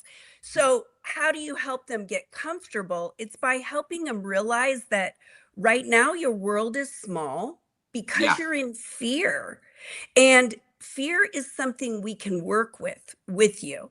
Fear isn't something that has to dictate your outcomes or rule your business. And that it's normal. I think people often think they're the only one that ever felt that feeling of rejection. And then if we can then help them work with the fear, acknowledge it. Like I love that a lot of this was around mindset, and so many people shared so many things. I was like, okay, I'm on track, Right. Yeah, confirmation. Right. Things that I do or teach or train. But here's the deal. I think when people understand you're not being personally rejected, it's not like I made a great, steak dinner and someone said, you know what, you really messed up on the seasoning of the steak. It's too rare or whatever. No, they're just maybe not interested in what you have to offer. And when you can help people see, and then I believe reframe it in a way that, wow, I'm being of service, and my job and my part is to offer an invite, what I have. And when you can look at it that way, like, what did I do my part? And then separate yourself from the outcome, right? I think people make the shift and then they build confidence as they work through As it. we go. Yeah, I love but that. there's no fear, and Jeffrey, I know Megan already agrees with this. There's no fear that will stay as in a heightened state of fear if you move through it afraid. Action, yeah. And you know, that's what they say, like emotions go higher, intelligence goes low. So if we can just get to the right state and we can move through it. And one of my mentors, Dr. Joseph McClendon, you know, what he likes to say is there are no fearless people, but there are people who learn to fear less. And that's a very powerful statement just to push through that. And because everybody starts off with some sort of fear in their journey, right? Well, I mean, and again, I'll just share this last thing, but for me, when I started in network marketing, and I had a lot of sales experience, and I was a pretty darn good salesperson, but this was different because I was the initiator. I was the leader of it, where when I worked at Nordstrom, people were coming into me and that gave me confidence. So see, I had to understand that it wasn't so much that I didn't have the skill set. I was just like most people that come in, really super afraid, but I had to learn how to deal with it. And I'm grateful for all of those dips and all of the things that over the years I've went through, because then I can go and teach it and help someone else through their fear as well. And hence why we're putting something like this together to be of service, to help others to go through it as well. And so thank you, Joan. Megan, I'm going to throw it to you for our last question. We've probably got about 3 minutes left here. But I also do want to just touch on the topic of leadership. And so one of the questions I had prepared here for you is what do you think real leadership looks like in today's social media driven world? Oh gosh. Yeah, that's such a good question, because I think right now, like the last few years, we've had earners and there's leaders, but now recently we've had like earners, right? Right. One crushing on social media. But I think I love social media, you know, I'm like the leads gal, but a lot of people have come in newer to network marketing since COVID, crushed the content game, but then they haven't really learned how to coach and develop their team, right? Help them move up the ranks and grow true leadership, which is the duplication piece. So they wonder why, you know, they're able to get 50,000 in sales a month, but they're not able to create passive effective team building because they're not leading their team. They're not doing the hard part, which is like, it is so hard developing people. And so helping people grow and be better. And, you know, Joan and I run traditional businesses outside of network marketing now, brands, internet marketing, you know, all of this. We help, you know, people launch and all the things. We had a challenge with 2,000 people registered. So actually almost 3,000. We had a domain fail, Joan. That's what that was making me think of. 24 hours. I mean, you're talking about we couldn't get the streaming work. Our thousands of dollars in ads in one day going to a broken page because GoDaddy decides to park our domain. Anyways, the reason I say that is it's not easy stuff, especially traditional marketing. I love network marketing. The leverage, you better believe it's worth it.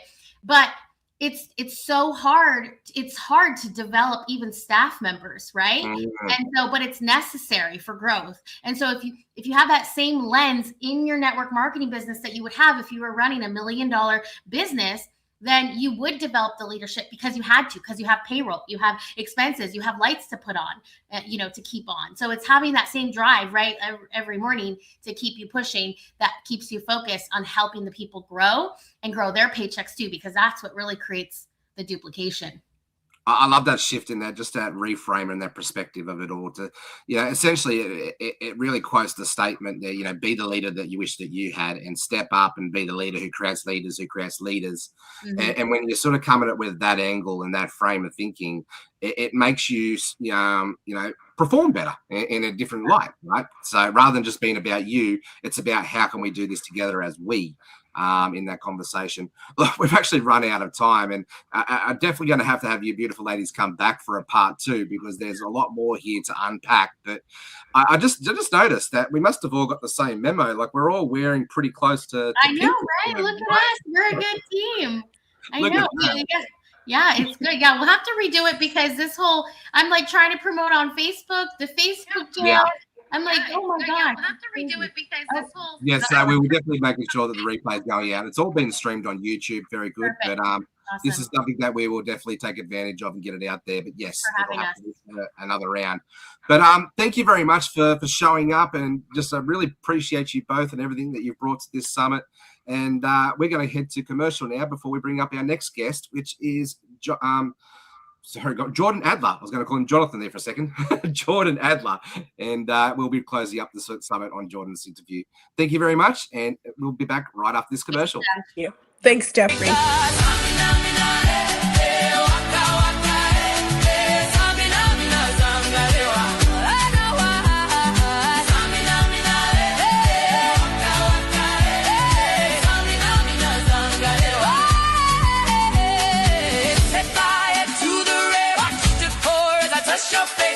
It burned when I cried, 'cause I heard it screaming out your name, when I lay with you.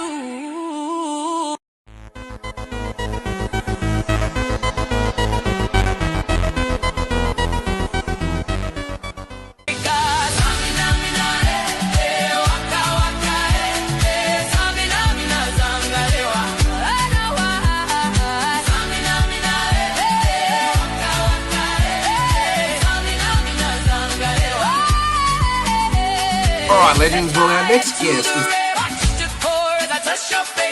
It burned when I cried, 'cause I heard it screaming out your name, when I lay with you.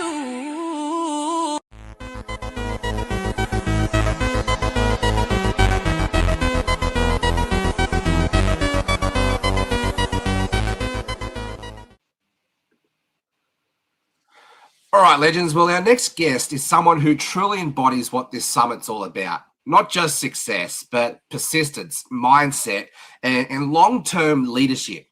This is a man who has failed at 11 different network marketing companies in the past, but finally breaking through and finding his 12th. And since then, he's gone over to earn over $20 million in this profession, built an organization of hundreds of thousands of people, and become a globally respected leader and mentor.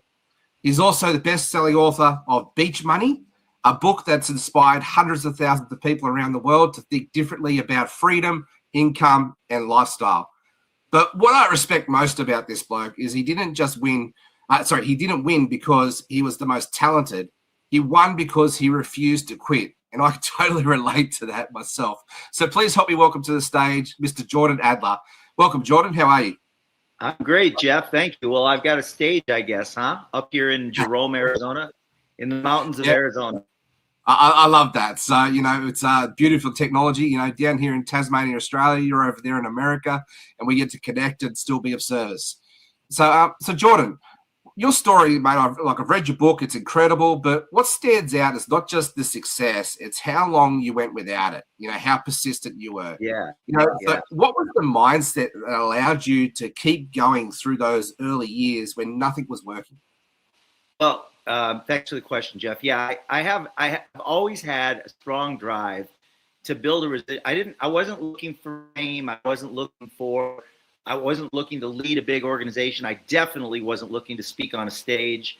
I just wanted to have a residual income that would pay me whether I went to work or not, so I could travel the world and have friends everywhere and, really enjoy life. And I wanted to do that at a relatively young age. I mean, that was a really strong, compelling motivation for me, was that residual income. And so I grew up in the south suburbs of Chicago. My dad made $28,000 a year. I didn't have any entrepreneurs around me growing up, but I was kind of wired as an entrepreneur. I had the lemonade stand and the paper route, and I was always looking for ways to increase my tips, all those kinds of things. And I moved to Arizona when I did get a degree in landscape architecture. And that was more like my father required myself and my two sisters to get a college degree, and we had to figure out how to pay for it. He paid for the first year. We were required to figure out how to pay for the last 3, but we were required to get a degree. So I did that. Wasn't real excited about it, but I picked a major, landscape architecture, and it was enjoyable, but it really wasn't my lane. I knew what I wanted to do, but I didn't know where I was going to find it. Like I didn't know where that residual was going to come from. So I started reading books, and there weren't that many books back then. This was in the early 80s. There were only 3 or 4 books written on network marketing. Today there's thousands. And I started reading books and listening to audios and signing up for companies. And I'd only be in one company at a time, but over a period of 10 years, I was in 11 different network marketing companies, never signed up a single person, and not one, but I was learning and growing. And then in 1992, I joined my 12th company. At the time, I was 34 years old. I was living in an enclosed garage. My rent was $200 a month. I had $36,000 in credit card debt on 22 credit cards. And my job, the company I worked for, was an airline.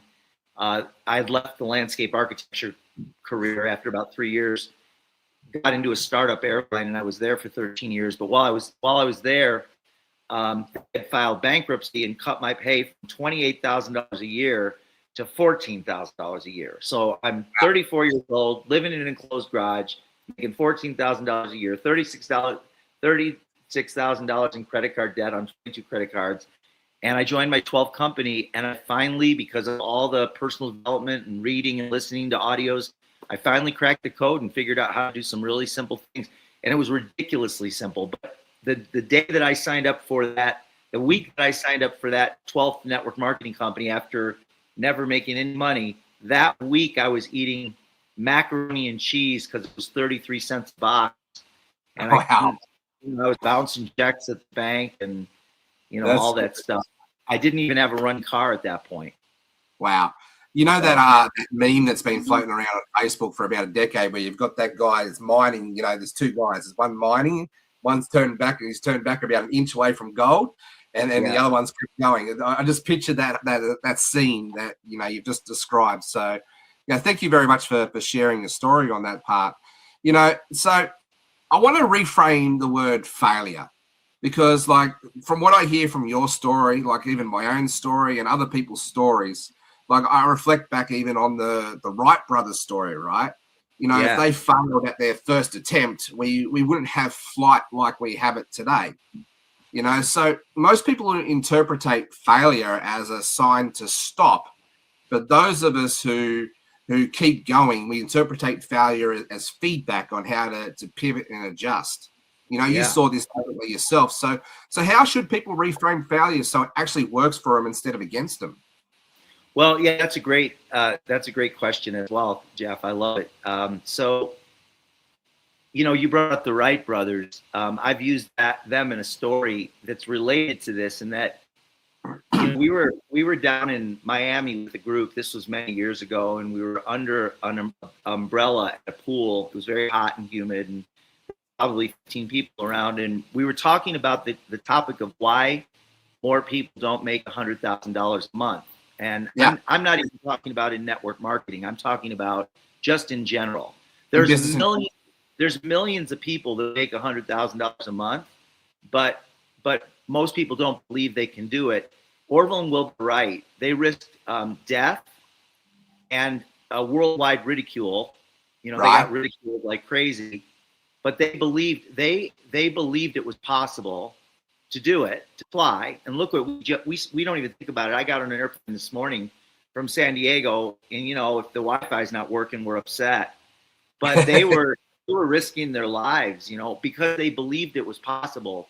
And I think that if you talk to 1,000 people, and then if you look at the videos of them, they're crashing and failing over and over and over again. I came up with something for myself because after, most people would frame it as a failure every time I joined a network marketing company, and 3 months later I quit. I viewed it as a failure. Other people would have viewed it as a failure. And at that time it was to me. But then there was a point there was a point where I made a decision. It was a conscious decision, not even from something that I'd read. It was just a conscious decision that I was not going to quit on a bad day, because I figured out that quitting is just not a great strategy for success. Nobody's ever quit their way to success. So I just made a decision that I was never going to quit on a bad day. I was always going to, if I was having a bad day, a bad week, or a bad month, which we all do, and it feels, listen, when you're in it, when you're in the failure, or you're feeling those feelings of getting rejected or something going wrong with your company that is making it more difficult to build, or whatever it is, whatever it is that causes you to make a decision to quit, though, that's the time that you need to work a little harder. Yeah, and when I joined my 12th company, I just decided I had a situation come up that if there had been 1,000 people, they all would have quit, but I didn't quit. I was standing on the doorstep. I flew across the country from Phoenix, Arizona to Peabody, Massachusetts. There was a blizzard going on in Massachusetts at the time in that little town, huge blizzard. I wasn't dressed for it. There were no cell phones back then. It took me 2 hours to get to this guy's house from the airport. There was no Uber back then. And I rented a car. And I'd never made any money. I was starting to make a little money, like a couple $100 a month. And this was in my 12th company. I just started. Yeah. And I get to the guy's house, and the lights are off in the house, and there's nobody there. And I'm standing on the doorstep in a blizzard.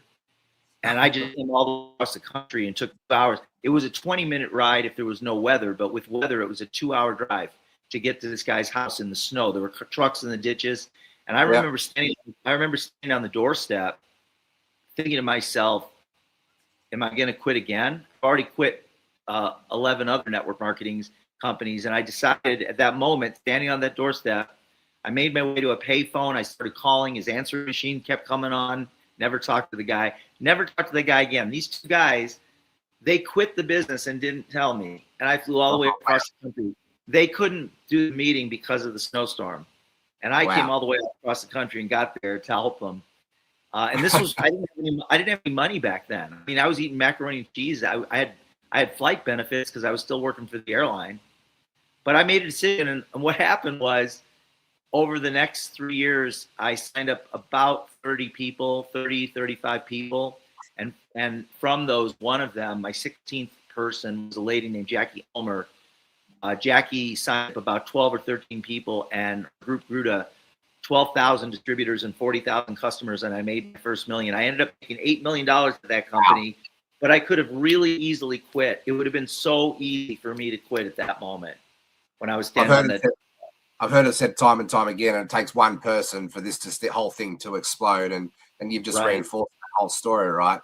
You know, what I love. It's so frustrating when you're signing up, let's say you're signing up 1 or 2 or 3 people a month, and nobody's doing anything, and they're not returning your calls, and they're not showing up for your Zoom meetings and leadership meetings or whatever. They're not doing anything.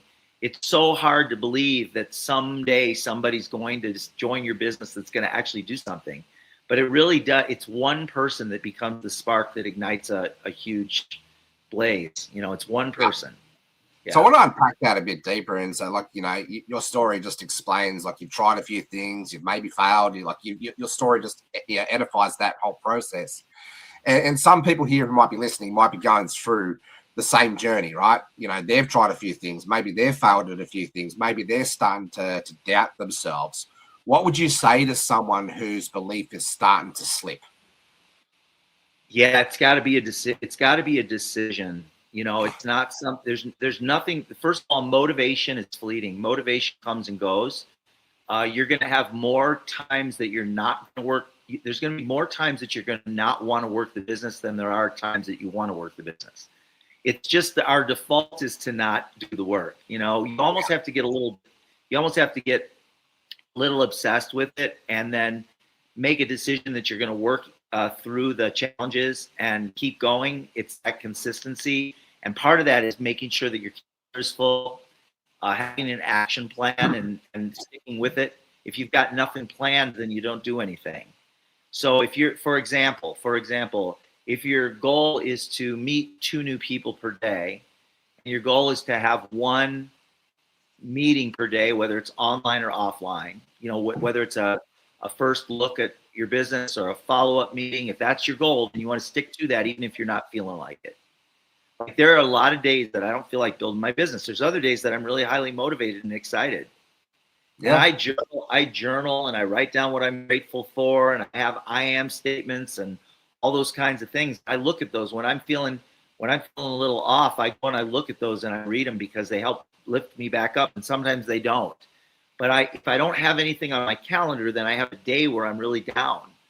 You got to get appointments on your calendar. And I will tell you this, that if you want to build a big business in network marketing, you need to be prepared to sponsor at least 30 people. If that's two people per month for a little more than a year, or one person per month for a couple of years, right? 20 to 30 people. You've got to be prepared to do that. And if you don't do that, you're not going to find the people that are committed enough to, unless you get real lucky. You might get lucky. I've got a couple people in my organization that happened to sign up the right person at the right time early on, and they made, you know, some of them made as much as over $1 million just for finding the right person. You got lucky. But you don't want to depend on luck. You want to say, I'm going to be doing this for 5 years, and my goal is to sign up 1 or 2 people a month for 5 years, and I'm going to learn the fundamentals to do that. So I love that. So you've talked about, you know, making a commitment, making a decision, and then almost getting obsessed to figure it out along the way to be able to do that. And see, a lot of people talk about, you know, motivation and consistency, but, you know, with being consistent day in, day out, you know, showing up and stepping up, it helps you to shape your identity to become the person who needs to be successful, right? Can you unpack that a little bit more on that journey? Like, what does it take to become obsessed? What does it take to, you know, to create that identity that, you know, you're becoming the person you need to be? Yeah, I think a lot of that, wow, you know, it's your identity. It's not just who you create yourself to be, but it's your self-image. Yeah. And you gotta constantly be working on that. Like, let me go back. Like, when you're 7, 6, 7, 8 years old, people say things to you and they get implanted in your brain and they stay with you for the rest of your life. So if you feel like you're a loser, or if you feel like if you've learned and you're, you know, the environment that you're in is one of lack or, you know, lack of abundance in your life, it's more of a place of, there's a word I'm looking for, but it's a place of lack. It's a place of not having hope. You know, that some of us grow up in that environment, and so, but your dreams can help pull you out of that. And action, you've probably heard the statement, action will take you out of doubt, and doubt will take you out of action. So if you're doubtful a lot, that'll take you out of action. But if you can push yourself to get into action every day, even if it's just 15 minutes of doing something productive that'll move you closer to your dreams. I'm a real proponent of, you know, stretching your dreams beyond what you believe is even possible. And so it's important to, if you're looking in a lifestyle magazine and you see something that's motivating or inspiring to you, cut it out and paste it on something, or put it on your refrigerator or whatever. Get that vision board going. Your vision boards are important. I'll tell you a quick story. I was doing a training about a month ago, and I put up a picture of a car that I've been thinking about for a couple of years. Like, I haven't seen it. I haven't researched it. I just know what car I want.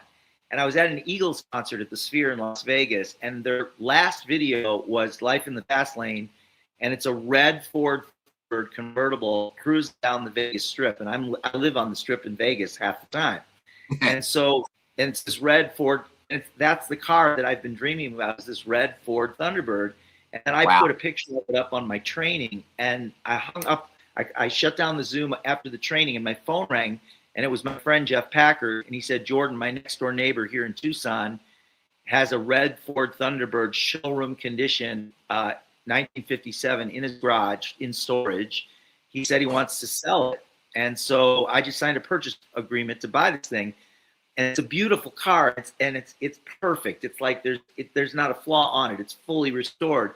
It's the exact car that I was looking for. And So when you put your dreams in front of you, like sometimes I'll put things down, I'll write things down, I'll cut out pictures, I'll put them on my phone, I'll make them favorites on my phone. I look at them from time to time, and your subconscious mind has a way of working things out and bringing you people, the resources, the money, whatever you need to acquire the life that you want. It may not be a red Ford Thunderbird that you want. It might be being able to take your family to Disney World a week or whatever, whatever it is. You might want to build churches in South America. I don't know. Whatever it is for you.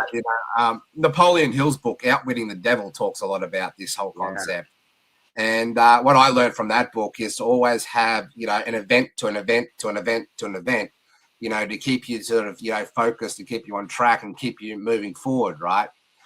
So what you've just described there is having that goal and having, that's something that you're working towards, like something to work towards surviving, not just striving towards. It's beautiful. Yeah. I love that. So I want to talk a little bit about leadership towards the end of this interview here. Like, you've gone from someone who's trying to make it to being the example now to someone who's leading at a very high level. So what's the biggest mind shift that's required to go from me to, leading others effectively? Yeah, so the first thing I would say regarding leadership, I'm going to tell a story first, and then I'll share with you what I believe leadership is at the basic level, especially when you're first moving into leadership. And again, leadership is to some extent a decision as well. But I never signed anybody up, joined my 12 company, and there was a couple that I wasn't in their business. I wasn't in their downline in the business, but they kind of took me in kind of as their son because they saw my passion and my belief and my drive and my dreams and all that. And I didn't have any money. Like, I was making 14 grand a year. I was upside down. And they said, "We want you to come to San Francisco for an event."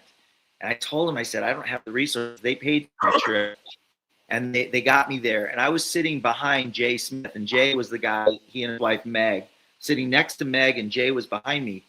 And he tapped me on my shoulder, and he handed me a note. And I opened the note. I still have it to this day. It's been, 35 years. I still have the note. It's on his little letterhead, and he hand wrote it. He said, "Jordan, nothing would make me happier than to see you get your executive promotion, and soon."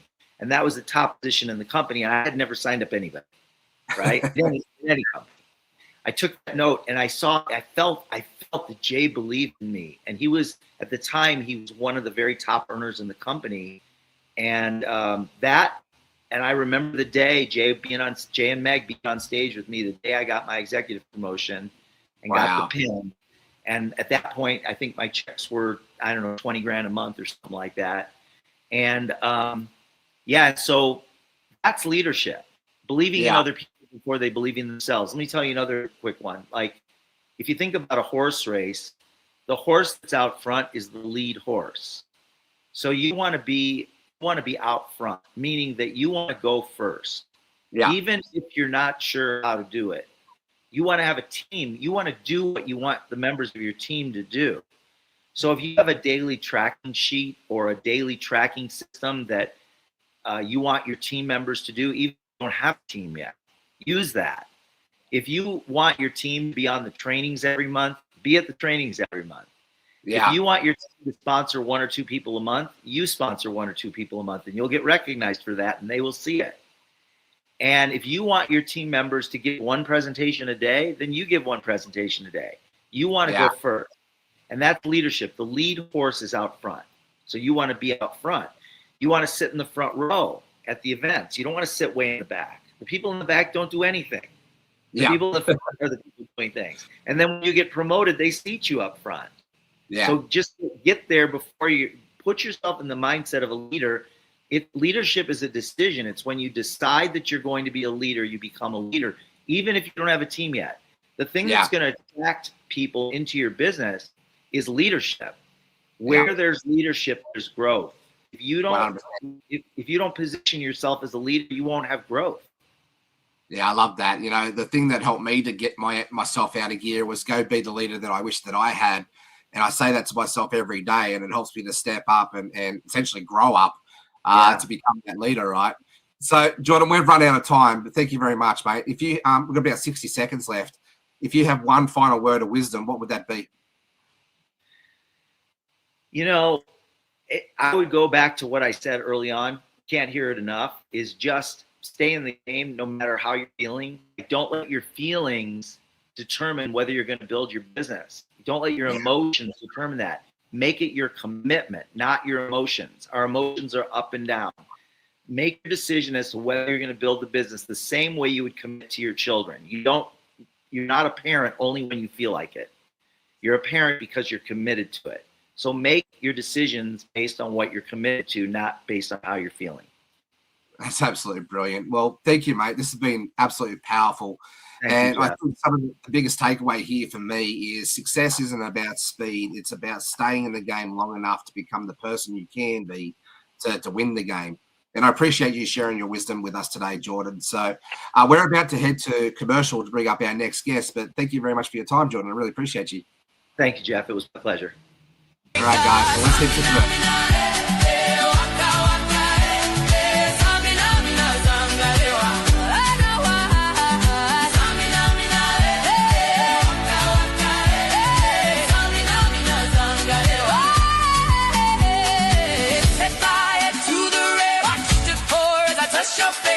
It burned when I cried, 'cause I heard it screaming out your name,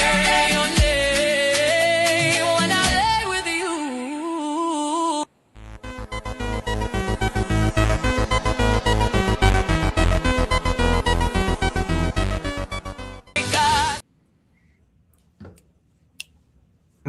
Hang on. I'm muted. All right. Wow. Yeah, you got it.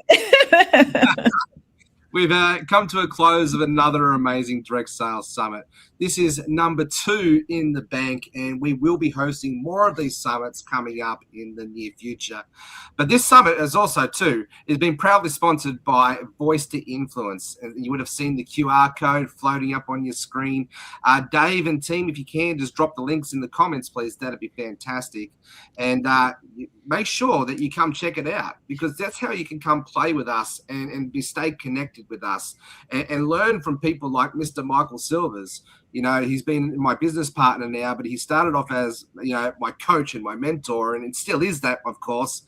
But, you know, we just do so much more together now, and it's all about helping to be of service, helping people to learn how to get access to speakers and trainers and community to be able to help you to support your growth and your journey, hence the name Voice to Influence. Michael, that was another amazing summit. What did you like best about that one? You know what I like best is, first of all, that I changed. So this, you know, how do you change? You learn from something every day. You learn, you make differences. And see, I'm in my, we should get an endorsement. I'm in my Travis Matthews. I'm all comfy. Everybody, yeah, I'll tell you the greatest thing. When you have worked from home for 27 years, you can dress however you want. So it is a great thing, let me tell you. And because all the years I did with Harv, it's like, no, there was no ties. There was like, and even in the beginning, he used to still wear his jacket, walk on stage, and within 30 seconds, the jacket was off and done. You never saw it again. My type of guy. I like that. Yeah. And then in the last probably 7 years, you never even saw the jacket anymore. So True. It's that kind of thing that you just realize it's your freedom. What do you want? I was the dad always at the games, the sports with the kids, and I never saw any other dads. And even moms. So create the freedom for yourself, create the freedom for the next generations. I can do it with my grandkids now. I still make my own schedule. I've been doing it forever. And get the team around you, because let me tell you, when you're an entrepreneur doing it on your own time, there's easy to let days slip. It's easy to let things just go and bypass you. So it's been a great show. Jordan Adler's always awesome. I've known him a long time. Todd Falcone, I've known a long time. Todd and I used to spend a lot of time together, took courses together. I actually coached him for a while. So Todd was great. And it was a great show. Everybody was great today. And my co-hosts were great. Jenny, what'd you think?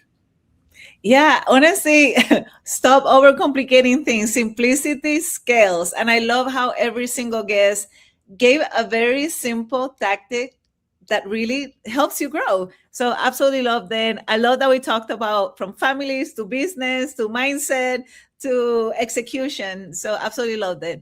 great number 2. Great show number 2. Brilliant. Well, it's always one of those ones where you get loads of notes, and I know that Dave and Daryl have been amazing with the tech support, especially with all the glitches that we had at the very beginning. And talk about having team, right? You know, when things can go wrong, you know, we rise and fall to the level of our leadership, our systems, and our team, I really believe. So well done, team, on helping us to keep the show on the road. Absolutely amazing effort, and very grateful. And Michael, just quickly, I think it's really important to wrap up on this note. You mentioned something about, you know, creating freedom for your life so you could show up and, you know, be the dad or now be the granddad wherever you need to be.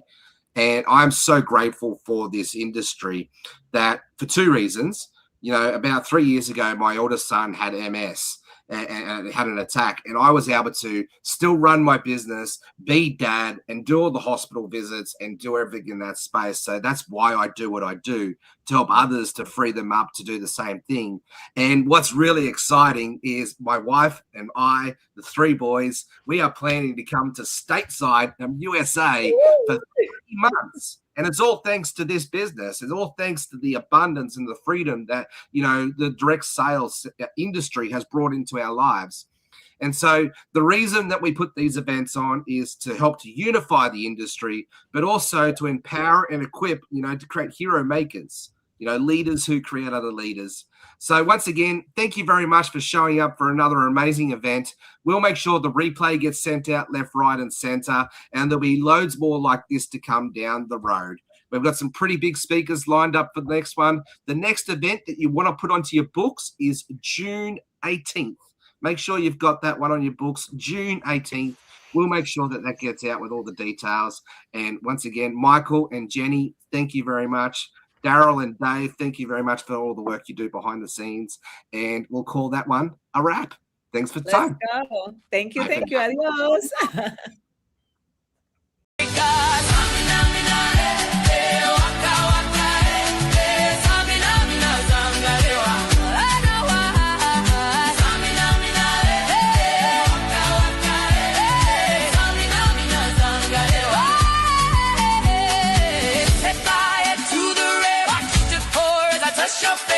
It burned when I cried, 'cause I heard it screaming out your name,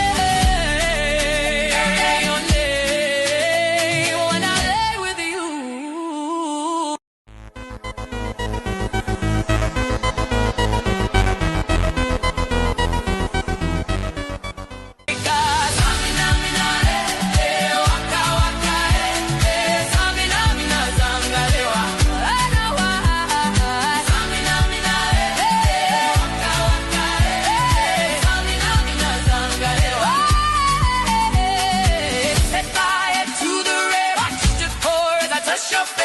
It burned when I cried, 'cause I heard it